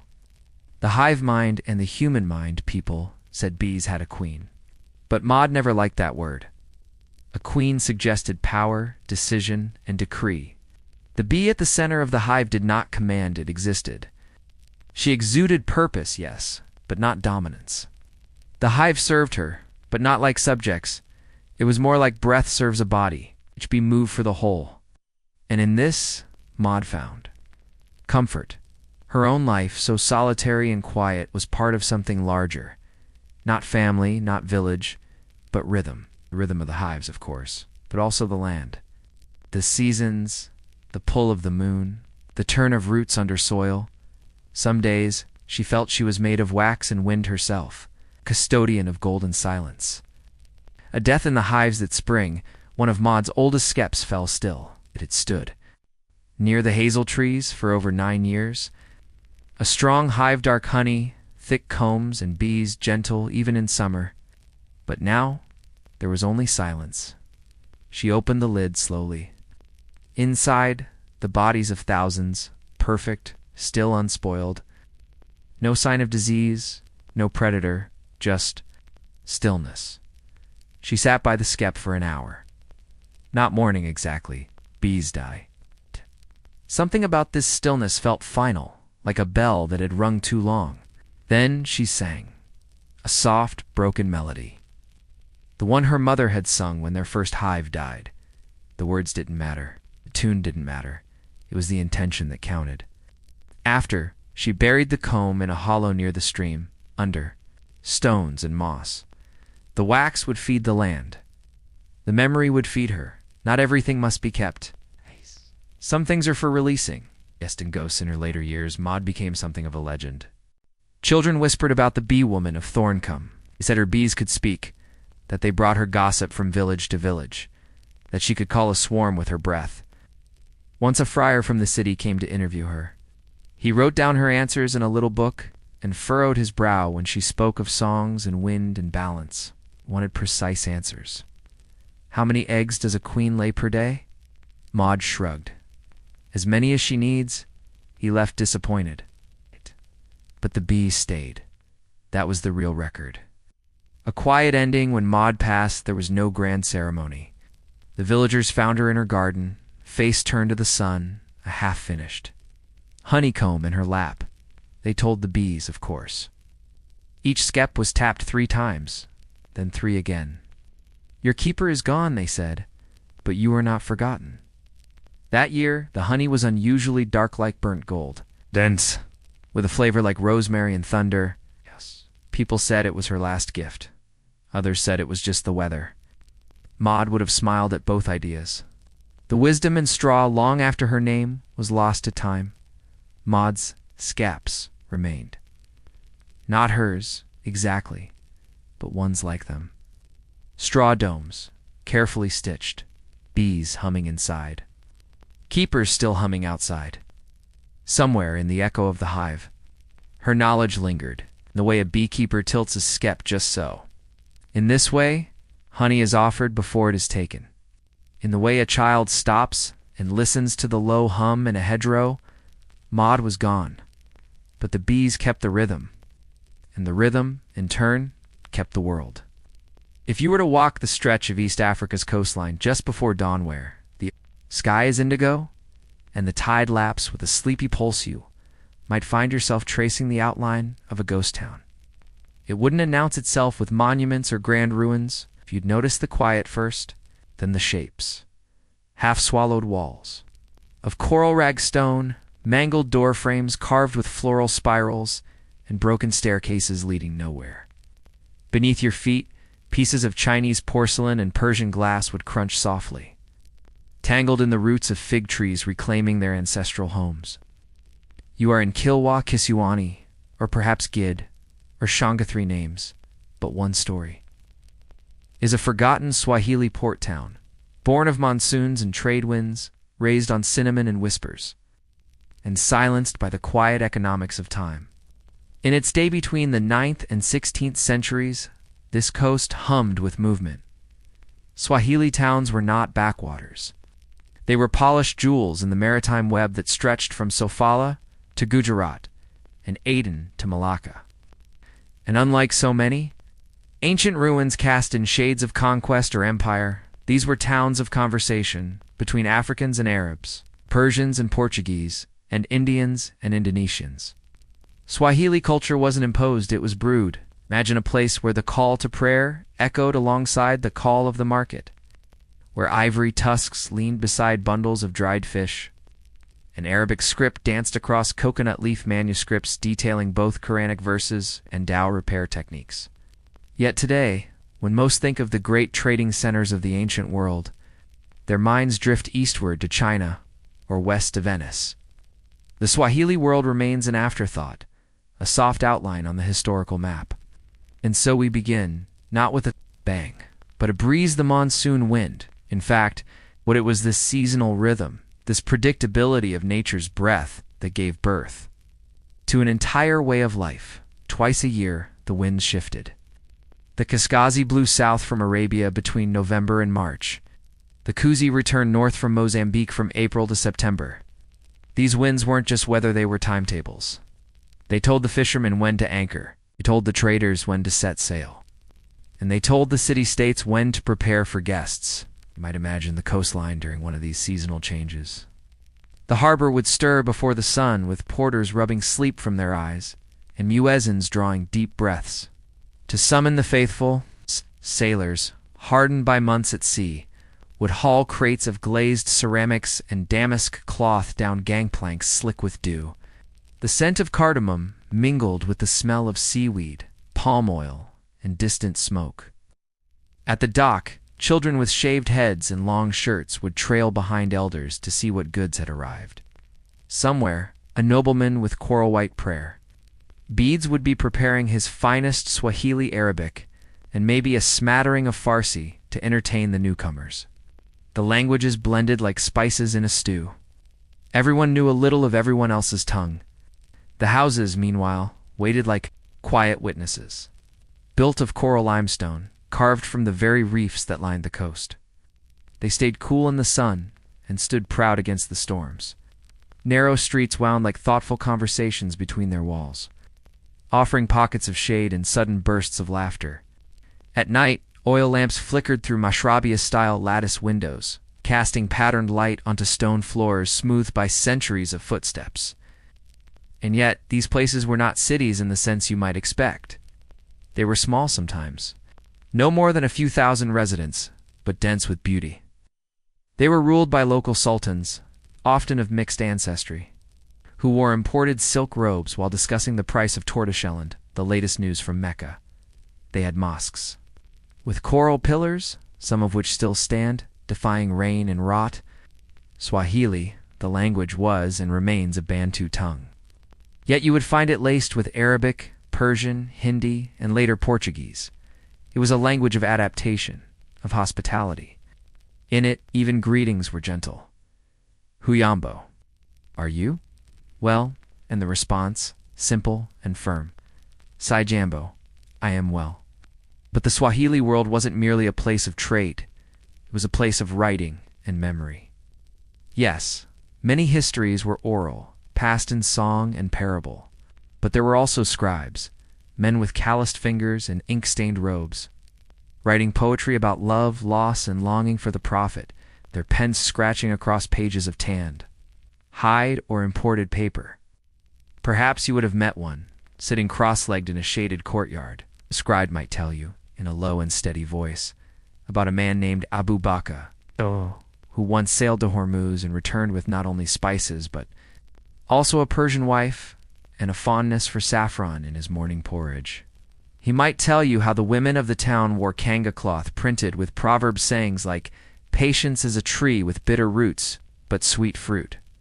Their beauty rituals included clove oil and henna, and on moonlit nights you could hear their laughter carried on the wind like the chiming of bells. And yet, for all this vibrant life, these towns were already practicing a kind of elegant disappearance. The Swahili had a term kushihini to describe the idea of fullness, or completeness, but also of letting go. Their towns were never fixed capitals. They moved, migrated, dissolved, and reformed with the tides and winds, adapting like the dhows that skimmed across the sea.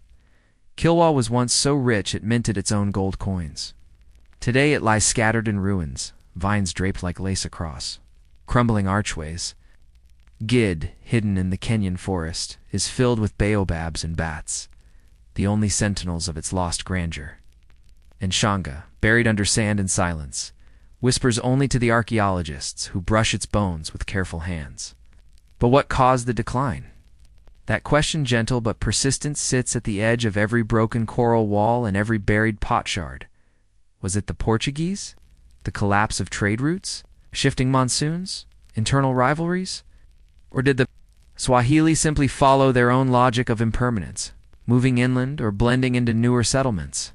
The truth is likely all of these and none. The Swahili towns do not lend themselves to singular narratives. They are a mosaic, like their courtyards, small tiles of different colors, telling stories and patterns you must slow down to see. And perhaps that is what they offer us, no an invitation to slow down, to walk the narrow paths where merchants once debated the price of ambergris, to sit in the shade where poets once composed verse about mangoes and moonlight, listen to a wind that still speaks Swahili, if you know how to hear it. And so, as we rest in the cool quiet of this long-forgotten town, one final question drifts on the salt-tinged air. If history forgets a city built on conversation, does the silence that follows carry its memory or erase it? The forgotten towns along the Swahili coast did not leave behind blueprints in the way Roman cities or Chinese capitals did. 8. There were no rigid street grids or grand plazas set to imperial standards. Instead, their maps were ones you felt with your feet and your nose. A city planned not by rulers and compasses but by wind, shade, trade, and smell.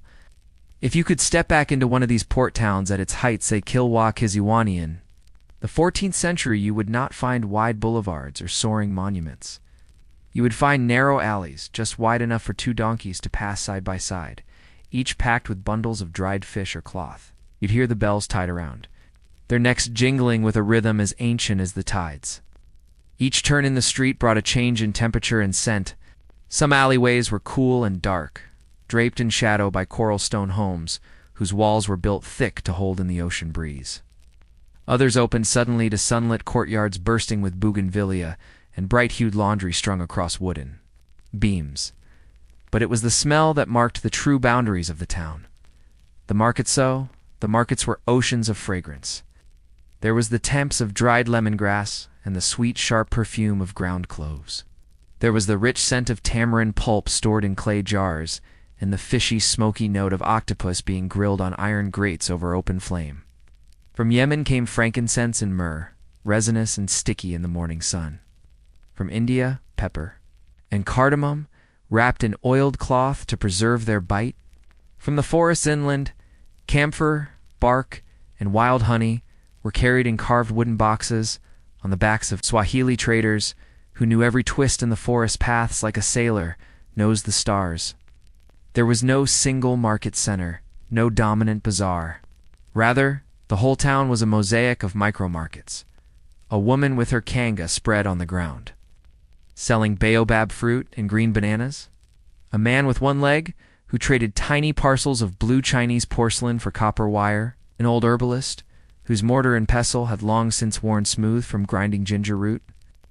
And then there were the scents of life not meant for sale. The sea breeze pushing through open shutters, scented with seaweed and sun-warmed coral. The charcoal smoke from morning cook fires, and the sharp temps of lime squeezed over freshly caught crab. But the Swahili towns were not only places of trade. In aroma, they were also architectural poems.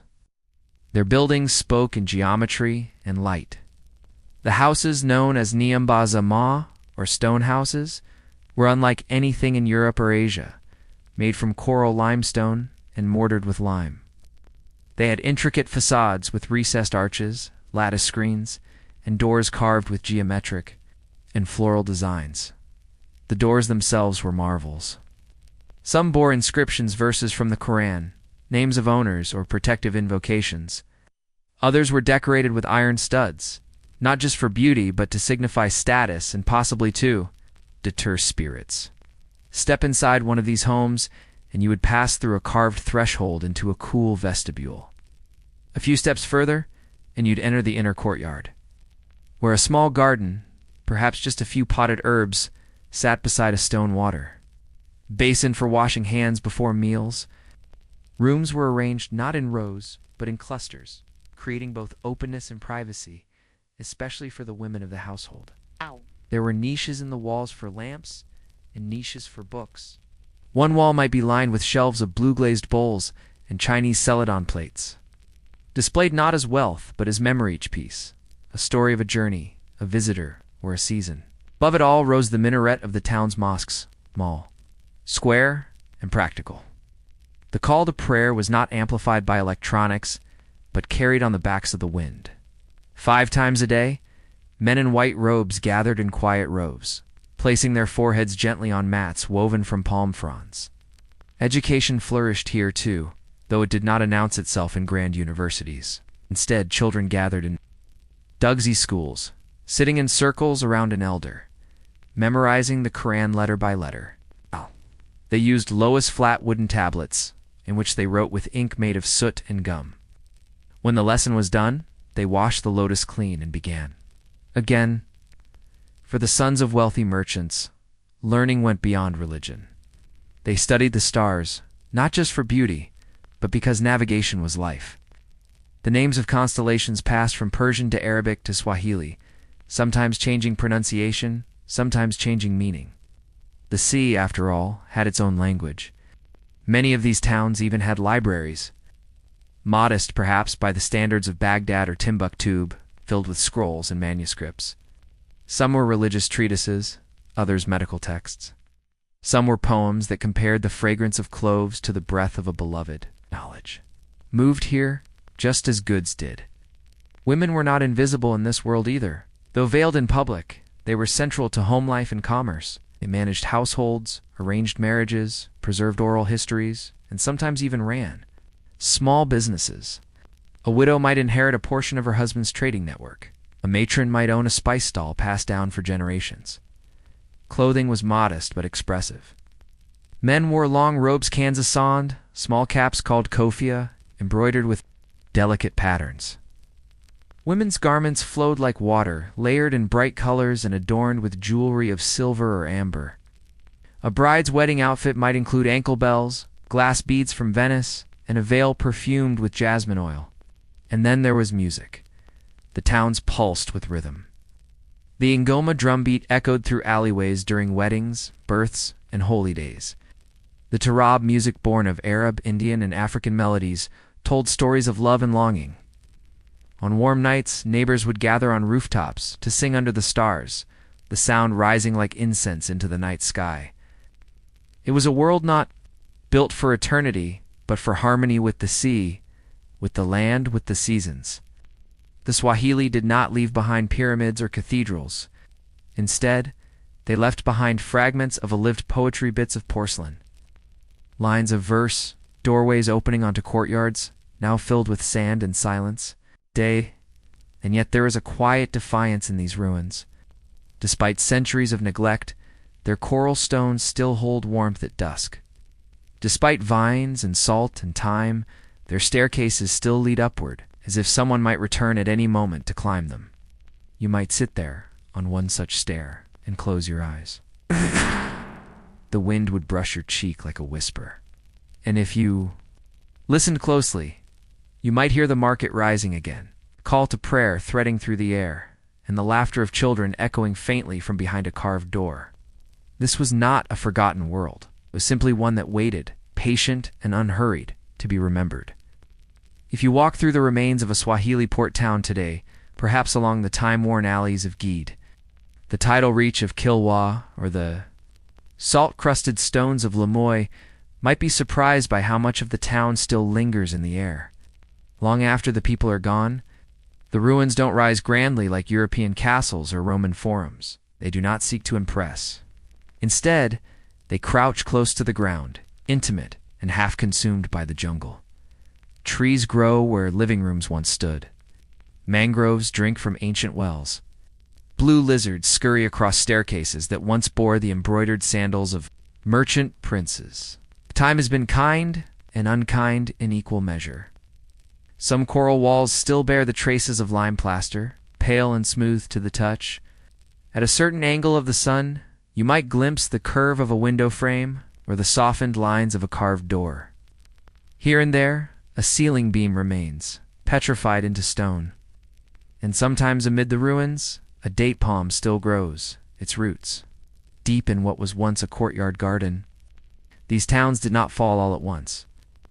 Their decline was like a tide pulling back, slow, steady, and almost unnoticeable. There were no great wars that leveled them, no single catastrophe. It was the shifting sands of trade, politics, and power. When Portuguese ships first appeared on the Swahili coast in the late 15th century, they brought cannons and arrogance.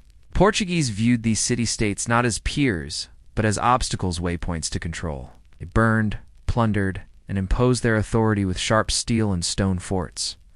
But they also misunderstood what they were dealing with. They thought these towns were poor because they didn't build in marble or gold. They missed the quiet wealth stored in Chinese porcelain, in libraries of poetry, and in the scent of cloves. Traded for centuries, they didn't know how to hear the rhythm of Swahili life, which beat to a gentler tidal clock. The Omani Arabs followed in the centuries to come, building new forts and reasserting Muslim influence. The language of governance changed. New sultans were crowned. But the old ways, the whispering ways, faded, little by little. Trade routes shifted inland and northward. New ports like Mombasa and Zanzibar flourished, drawing business away from the smaller, older towns. Storms buried harbors in silt. The sea pulled back. Coral block homes were abandoned, their roofs collapsing under monsoon rains. The goats returned, so did the vines.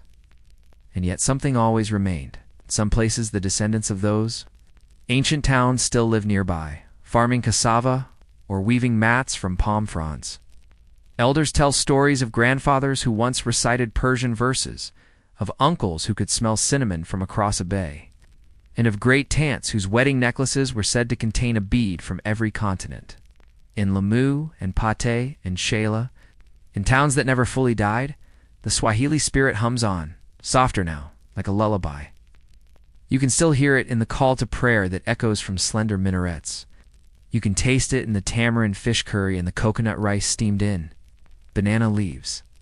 You can see it in the arch of a doorway, the twist of a dow's sail, and the delicate stitch of a kikoi cloth catching sunlight in a sea breeze. Even in full ruin, the architecture speaks. Those thick coral walls built to withstand both time and tide tell us that the builders knew they were part of something larger. They were not trying to defeat nature, they were trying to live with it, to shape their homes around wind and water, not against it. And there is a kind of peace in that. Some anthropologists have tried to reconstruct what life might have looked like on an ordinary Tuesday in a town like Kilwa or Shanga. No grand processions, no invading ships. Just life. A boy racing a hoop down an alley, a woman preparing dough for chapati, an old man sitting in the shade, grinding dried hibiscus petals into tea. Perhaps, in the afternoon, a dhow would arrive from India, its sails spotted long before. It docked.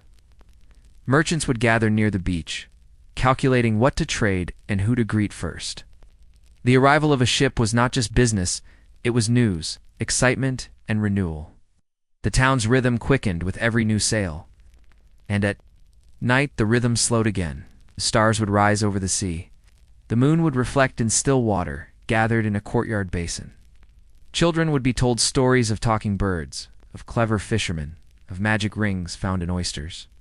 These tales were not just for fun, they were memory, coded in rhythm, and repetition designed to outlast time. Even now you can hear the echo of those stories in the way elders speak. In the lull between waves on a quiet night, and in the scrape of a broom on coral stone streets. Sometimes history is loud. But the Swahili coast teaches us that history can also be gentle. It can be made not with cannons and columns, but with laughter, patience, and the slow layering of trade, faith, and friendship. It can be made with spice and song, and maybe, just maybe, that is the kind of history most worth remembering. Not the kind that shouts, but the kind that whispers.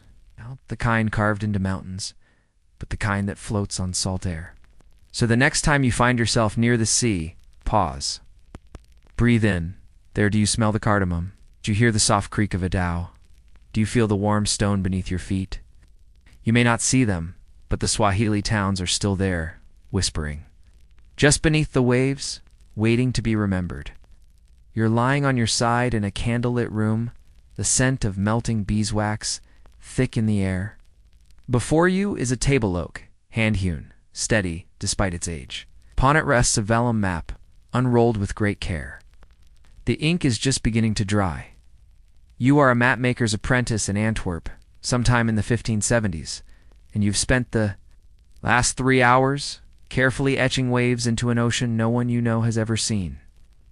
That ocean, the mare incognitum, the unknown sea, you're not expected to know what's really out there. In fact, no one does. And that, curiously, is your opportunity. Your master has been snoring gently in the corner for over an hour now, his feathered cap falling lower with each wheezing breath. You glance over, then back at the wide swath of empty blue stretching between the coast of West Africa and the blurred line that claims to be Brasilia. Your quill hovers, tempted. There is room here, you think. And so you begin to draw a sea. Monster. Before Google Earth, before satellites, before standardized longitude, the world was guessed at with remarkable confidence, embellished with remarkable flair. The maps of the 15th to 17th centuries, particularly those produced in Europe, are not merely navigational tools. They are part scientific instrument, part theological speculation, and part artistic doodle pad. The oceans were especially problematic. Land masses, even when misproportioned, could be built from word of mouth and merchant gossip.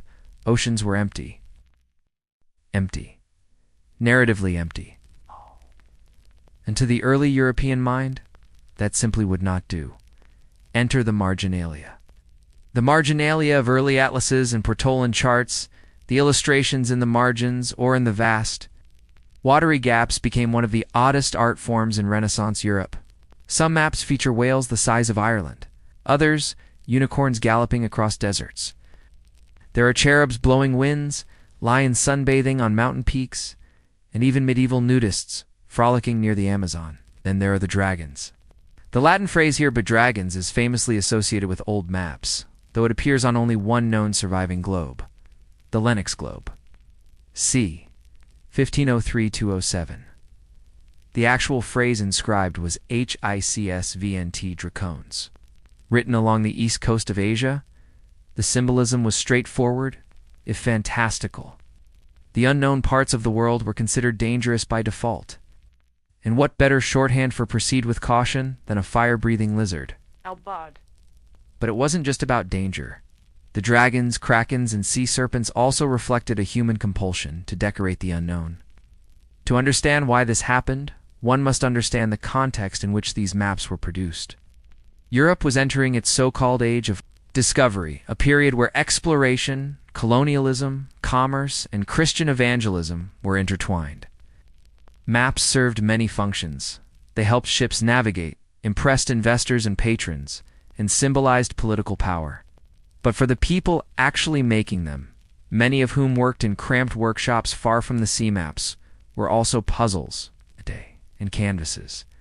Imagine you are a cartographer for the Dutch East India Company. You've been given partial data scribbled notes from sailors, third-hand tales from spice merchants, and crude outlines from older maps. You're expected to produce a definitive image of Sumatra by Tuesday.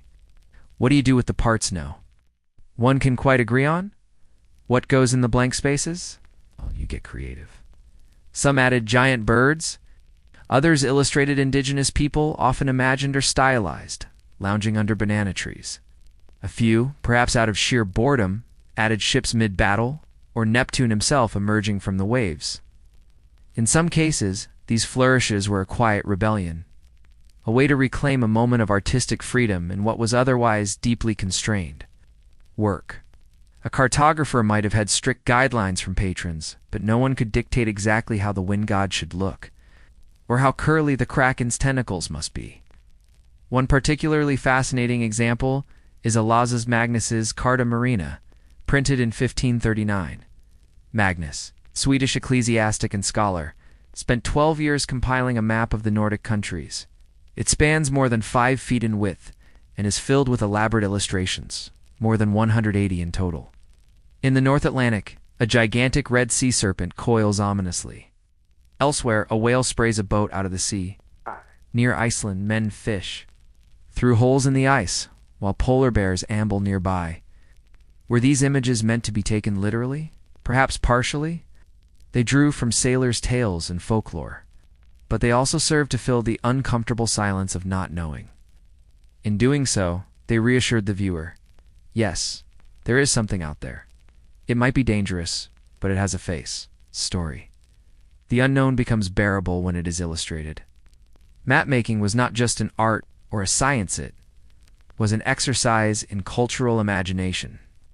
When early European map-makers drew lions in West Africa or horned beasts in the East Indies, they weren't just filling space, they were expressing the boundaries of their worldviews. Even the inclusion of windheads, those chubby-cheeked cherubs, puffing air from the corners of maps, was symbolic. They weren't just decorative. They represented classical personifications of the four winds, borrowed from ancient Greco-Roman geography. In a way, they acted like cosmic compasses, guiding travelers not just through space, but through myth. One might say the entire enterprise of cartography in this era was mythographic. But unlike myths carved in stone, these were myths in motion, updated. With each voyage, each new tale from abroad, each half-remembered port, the monsters shifted. The coastlines bent.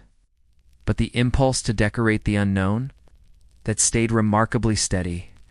As you imagine yourself tracing coastlines with a quill in a dimly lit studio, it's worth asking, what did it feel like to be a map maker surrounded by uncertainty? Was it frustrating? Or was it liberating? Was the dragon a warning or a flourish? And most of all, what happens when the real world finally arrives to replace the imagined one? What becomes of the sea monster? Picture an enormous wooden globe in the corner of a Renaissance study, spinning ever so slowly by candlelight. Its oceans ripple with hand-painted waves. The continents are tinged in ochre and vermilion, and here and there floating in vast blue seas are creatures that do not exist. A winged seahorse near Sumatra, a fish with the head of a lion near Greenland, a horned serpent twined through the Indian Ocean. To the untrained eye, these might seem like innocent flourishes, the equivalent of doodles in the margins of a bored scholar's notebook. But in fact, these fantastical creatures had layers of meaning. They weren't just art, they were arguments about danger, dominion, and divine order. Because in the early modern world, the unknown wasn't merely unknown, it was suspect. Unmapped territories suggested savagery. Unseen oceans invited speculation. And speculation, in turn, made it possible to imagine conquest as a necessity. Let's unravel this quiet truth slowly. In 1570, a Flemish cartographer named Abraham Ortelius published what is now considered the first modern atlas, Theatrum Orbis Terrarum Theater of the World. Its maps were not just accurate for their time, they were beautiful. Gracefully rendered coastlines, elegantly lettered place names, and yes, occasional sea monsters curling in darkened waters. Ortelius's maps were, above all, meant to impress. He knew his audience: merchants, noble patrons, scholars, and princes. Each map needed to be a performance, something one could roll out with a flourish and discuss over wine. The monsters played their role well. They weren't placed randomly. Some curled around contested waters like the Arctic or along the fringes of the southern hemisphere. In places where Europe's knowledge faded, serpents coiled and leviathans stirred. These creatures served as elegant metaphors, not just for danger, but for opportunity. Here be dragons could just as easily mean here be riches. If the sea was treacherous, after all, it justified the risks taken to tame it. Nowhere is this more apparent than in the maps of the Portuguese and Spanish empires. Their maps, which were often secretive and closely guarded, rarely included monsters in the most practical sense. Those maps were used for navigation, not decoration. But in the public-facing charts, those shown to royalty, sold to investors, or hung in salons, the monsters returned, especially around Africa's Cape of Good Hope, or the coastlines of the so-called Spice Islands. There, enormous fish churned the waves. Serpents with manes like lions snarled at distant coasts. In some cases, ships were shown in battle, not with pirates or storms, but with fanged beasts rising from below. This was more than drama, it was diplomacy. By presenting these regions as perilous, the empires made their navigational triumphs appear all the more heroic. If the seas were full of death, then trade was a victory over fate itself. If the lands were inhabited by monsters, or at least by people who could be painted as monstrous, then colonization became, in theory, a civilizing act. Even in places where monsters were absent, similar logic prevailed. Take, for instance, the curious inclusion of elaborate wind roses on nautical charts. These compass-like stars, often drawn in radiant colors, divided the seas into segments siege, governed by one of the classical winds. At first glance, they seem purely decorative, but in fact, they were a subtle way of making the world appear ordered. By overlaying a chaotic, unknown ocean with perfect geometric lines, radiating like the petals of a flower, cartographers reassured their viewers. The world, even if dangerous, was still comprehensible. It followed rules, could be mastered, and in that mastery lay power. But what about the mapmakers themselves?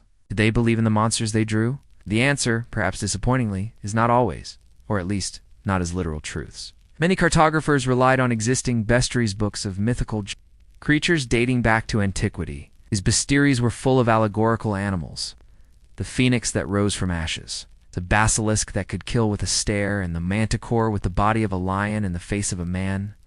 For centuries, these creatures were part of learned discourse. They appeared in cathedral carvings, in stained glass, and even in university lectures. The line between zoology and mythology was, as yet, faint, but by the 1500s, skepticism had crept in. With each voyage, sailors brought back better observations. With each returned ship, monsters began to lose their footing. And yet they lingered, perhaps because they were beautiful, perhaps because they sold maps, perhaps because they allowed the cartographer to indulge in a kind of quiet storytelling, a personal signature beneath the demands of kings and corporations. Consider the Venetian mapmaker, Battista Agnes, active in the mid-16th century. His hand-drawn maps, often illuminated with gold leaf and delicate color washes, included fantastical elements in otherwise accurate depictions. You might find a merman near the coast of India, or a griffin walking through Persia. What these embellishments were always in balance. Never too many, never too large. It's just enough to stir curiosity. One gets the sense that Agnes, like many of his peers, was navigating not just oceans but expectations. He had to please his patrons, maintain his accuracy, and still leave room for imagination. There's a special term used by some historians: cartographic silence. It refers to the deliberate omission of information on maps places. Left blank, details avoided, names withheld. This silence could be practical. If a coastline was unknown, it was better to leave it vague than risk being wrong. But it could also be political. Colonial powers often omitted indigenous names or settlements, rendering a place empty and therefore ripe for claim. What's fascinating is how monsters functioned as a kind of reverse cartographic silence. Instead of leaving space blank, they filled it with myth. Rather than admit ignorance, the map said, "Yes, something's here. We just don't know what yet." In this way, fantasy became a placeholder for fact. It was an honest lie, and one that carried consequences. Over time, of course, the monsters began to disappear. By the late 17th century, maps grew more precise. Sea charts improved. Expeditions returned with detailed logs, and entire coastlines were redrawn. The Enlightenment brought a new disdain for superstition. Rationalism crept in like a tide. Wind heads were replaced by latitude lines. The ornate was replaced by the empirical, and the krakens faded into legend. But even then, some artists could not resist. Even in 18th century France, maps of imaginary lands like Carte de Tendre or Terra Incognito were published as social satires, filled with invented cities and allegorical monsters. They were jokes, yes, but affectionate ones. The ghosts of the old sea monsters lingered in their smiles. And so we return, once more, to the candlelit studio.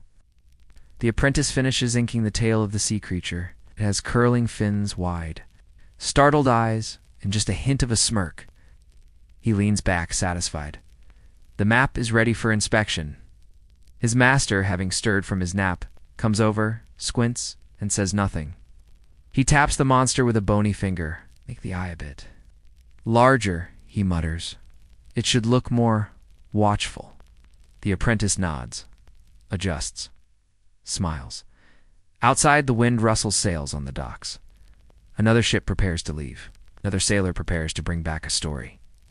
And somewhere in an ocean not yet mapped, a sea monster swims quietly, waiting to be drawn. If you tilt a medieval or Renaissance map just right, let your eyes drift not to the center, but the corners. The scrollwork, the flourishes, you begin to see something surprising. Something playful. Amid all the serious geometry and pseudoscience the cartographer has left behind. A joke. Sometimes it's a ship tipped sideways as if caught in a whirlpool too ridiculous to exist. Sometimes it's a monk arguing with a penguin in the margins of a polar sea, or a fish with glasses reading a book beneath the waves. These weren't oversights. These were indulgence, tiny, gleeful bits of rebellion. When mapmakers got bored, they didn't merely doodle, they encoded wit into their work. And sometimes they used maps to poke fun at their patrons, their rivals, or even the world itself. Let us drift now, slowly and sleepily, into this more whimsical current of cartographic history. In the early 1500s, the German cartographer Martin Waldseemler became famous for giving the name America to the New World. His 1507 map, Universalis Cosmographia, was an ambitious project in an attempt to redraw the world using the latest reports from explorers like Amerigo Vespucci. But tucked along the edges of his map, beyond the coastlines and trade winds, are curious elements. A grinning windhead with crossed eyes, a unicorn-sized goat in the Alps, and a troop of lumpy, long-armed wild men who appeared to be tossing coconuts at one another in South America. Were these based on traveler accounts? Possibly. But it's more likely Waldseemler was being cheeky, recording the exaggerations of sailors with a nod and a wink. This was not uncommon. Cartographers were often caught between fact and fiction. Their patrons, whether royals, merchants, or universities, wanted their maps to look authoritative. But those same patrons also loved a bit of spice. A monster here, a curious tribe there, a volcano puffing smoke somewhere no volcano had ever puffed before. And so mapmakers walked a tightrope. They told the truth, but not the whole truth. They drew what was known, hinted at what was guessed, and when no one was watching, they laughed. One of the most delightful examples comes from the Dutch Golden Age. The Netherlands in the 17th century was a hub of trade, exploration, and map-making. Dutch cartographers like Willem Blaeu and his son Joan Blaeu produced some of the most exquisite atlases of the time. Their maps were richly colored, precise, and often decorated with lavish cartouches, those ornamental frames that surrounded titles and legends. But if you look closely at some of these cartouches, you'll find tiny scenes that have nothing to do with geography. On one map, a woman in classical robes lounges lazily with a globe, as if bored of holding it. In another, two cherubs are locked in a tug-of-war over a compass. In yet another, a monkey in a sailor's cap peers through a telescope pointed straight at a woman's bare shoulder. These weren't crude jokes. They were elegant mischief, playful, nods to the educated viewer, like the footnotes of a scholar who knows his audience is in on the joke. It's worth noting that many of these maps were collected not by sailors, but by scholars, courtiers, and the nobility. They were as much art as science. Art, even then, had room for humor. Some cartographers went further, using maps to satirize entire regions or ideas. In 1622, a German engraver named Matthias Marian published a map of Europe in the shape of a queen, known as Europa Regina, Queen Europe. The map was wildly symbolic.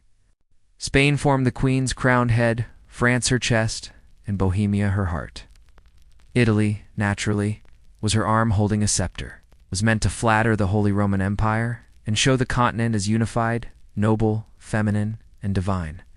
But not everyone agreed with such self-serious cartography. A few decades later, rival artists published a satirical version in which the same figure was reimagined with exaggerated features: a comically long nose, a misaligned crown, and crossed eyes. The once majestic queen now looked like a drunken aunt at a wedding. The message was clear. Cartography could be political, but it could also be parody. And as more people began to read and collect maps, their role as social commentary only grew.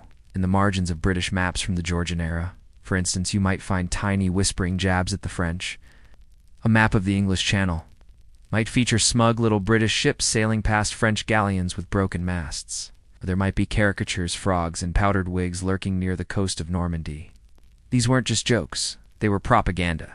The cartographer, like the cartoonist, had become part of the public conversation. And what better way to make your audience feel superior than by drawing your rivals as literal toads? But even within Britain, self-mockery was common. One map from 1750 playfully labeled the Scottish Highlands as "Here be bagpipes," and dotted the Irish Sea with barrels of whiskey marked "Floating Risk." Whether the mapmaker was Irish, English, or just mischievous is lost to history. But the message is clear. Even the most dignified charts were not above a little silliness. And then, of course, there were maps made purely for satire. In 1877, a British cartoonist named Fred Rose published Serio-Comic War Map for the year 1877, in which each country was drawn as a grotesque caricature. Russia was a giant, grasping octopus, its tentacles creeping ominously across Eastern Europe. Britain was a proud old sailor. France looked like a rooster in a fit, and Turkey looked slightly dazed. This map wasn't meant for navigation. It was political commentary wrapped in geographic form. It warned of Russian expansionism, poked fun at continental squabbles, and entertained with its absurdity. It became wildly popular. Other satirical maps soon followed. The map of matrimony, a fanciful land where towns like Flirtation and Jealousy bordered Happiness Bay, and the Land of Good Intentions, complete with mountains of procrastination and a foggy region known as Someday. By now, the map had become pure metaphor, but the lineage was clear. From sea monsters to sarcastic states, maps had always been storytellers. Of course, not all cartographic humor was so grand. Some was just silly. Got the 16th century French map that included a creature labeled Poison de Marde, literally crapfish. Scholars aren't sure if it was a mistranslation, a sailor's tall tale, or a bored apprentice's prank that somehow made it to publication. But there it is, immortalized in ink. Or the anonymous 18th century map that shows a sea labeled The Wet Place, just off the coast of Harish. The kind of map one imagines was pinned to the wall of a tavern rather than a royal court. There's even evidence that some apprentices deliberately slipped small hidden messages into decorative scrollwork, jokes in Latin, initials of lovers, or small animals wearing spectacles. These weren't mistakes. They were reminders that mapmakers were people. Tired, clever, sometimes irreverent people, stuck at a desk for months. Carefully tracing coastlines for a client who might never appreciate the work. Why not give the world a wink? Even today, the spirit lives on. Modern cartographers and illustrators still leave Easter eggs in fantasy maps for novels, games, or movies. They hide dragons in clouds or include the cartographer's dog as a tiny explorer. Some fictional maps have become cultural icons. Think of the Marauder's map from Harry Potter or the sprawling continent maps in Game of Thrones. But even in the world of real geography, the tradition continues. In 1978, a Canadian cartographer named Doug Brown slipped a tiny image of a man fishing into a government topographical map of British Columbia. The image was so small it went unnoticed for years. When it was finally discovered, the government had to decide whether to recall and reprint the map. They didn't, because secretly they were amused. So the next time you see an old map, whether framed in a library or tucked into the end papers of a novel, pause. Look past the lines and labels. Tilt your head. Peer into the waves. Scan. The scrolls, there in the corner, you might find a penguin in a top hat, or a whale wearing spectacles, or a tiny cartographer painted with just 3 strokes of ink, waving at you from the bottom of the page. Not all maps tell you where to go. Some just remind you that, even in the most serious of places, someone, somewhere, was once having a little fun. As we move toward the later stages of early modern mapmaking, roughly spanning the late 17th to 18th centuries, the artistic peculiarities of maps grew even more elaborate. The scientific rigor of geographic precision was sharpening with better instruments and triangulation methods. That didn't stop cartographers from treating the margins of their maps like miniature art galleries. And one of the most enduring and charming flourishes in this artistic cartographic tradition was the cherub. These little plump, often winged children sometimes, mistaken for angels but technically known as putti, found their way onto countless European maps. They could be found in a variety of situations, blowing gusts of wind from cloud corners to indicate prevailing wind directions, holding up scrolls of text, or even just lounging in the frame's decorative border, smiling sweetly with no apparent purpose. In fact, entire symbolic vocabularies were created using these figures. A cherub puffing his cheeks while blowing a trumpet meant stormy winds in some Italian maritime maps. Others held hourglasses to suggest the passage of time or the importance of timely navigation. Occasionally, their inclusion seemed almost mischievous playful, inserts by bored engravers who had stared too long at outlines of coastlines. But perhaps most intriguing were the cartouche ornate panels or decorative scrolls that housed the title, date, scale, and sometimes the dedication of a map. These were not simple blocks of text. No, a cartouche might feature mythological gods, allegorical figures of the continents like a tiger riding Asia or a cornucopia holding America, or maritime scenes filled with Neptune himself waving a trident. A 1719 map of Africa by Guillaume de Lisle featured elephants and camels reclining in the shade of palm trees, while European traders looked on serenely as if partaking in an afternoon tea. On a 1747 map of the Arctic, cherubs were bundled in fur-lined hoods, huddling beside a brazier, presumably to keep warm while declaring the icy north. You, the imagined viewer of the time, were not merely holding a navigation tool, you were holding a storybook, an encyclopedia, and a cosmic map all at once. And yet, these flourishes were not only aesthetic, they were political. Including portraits of kings and emperors within cartouches, was a subtle assertion of territorial claim. When France included its royal crest on a map of the Americas, it wasn't just decorative, was declarative. It said without saying, "We were here first."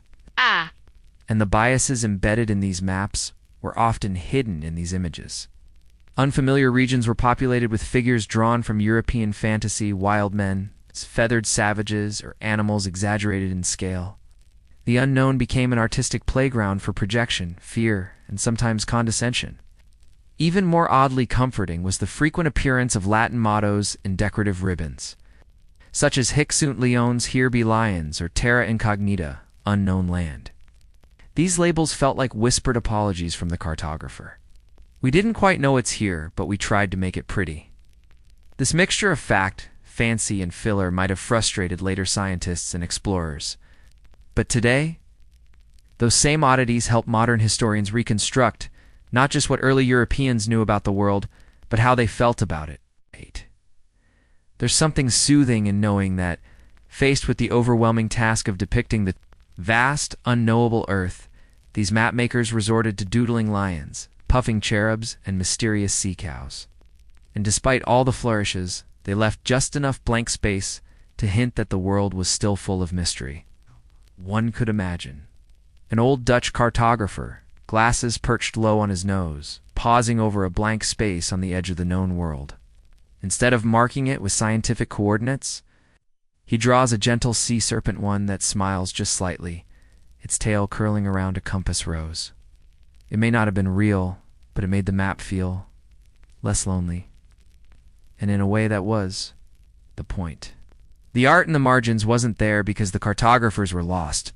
It was there because they hoped someone, someday, would fill in the rest.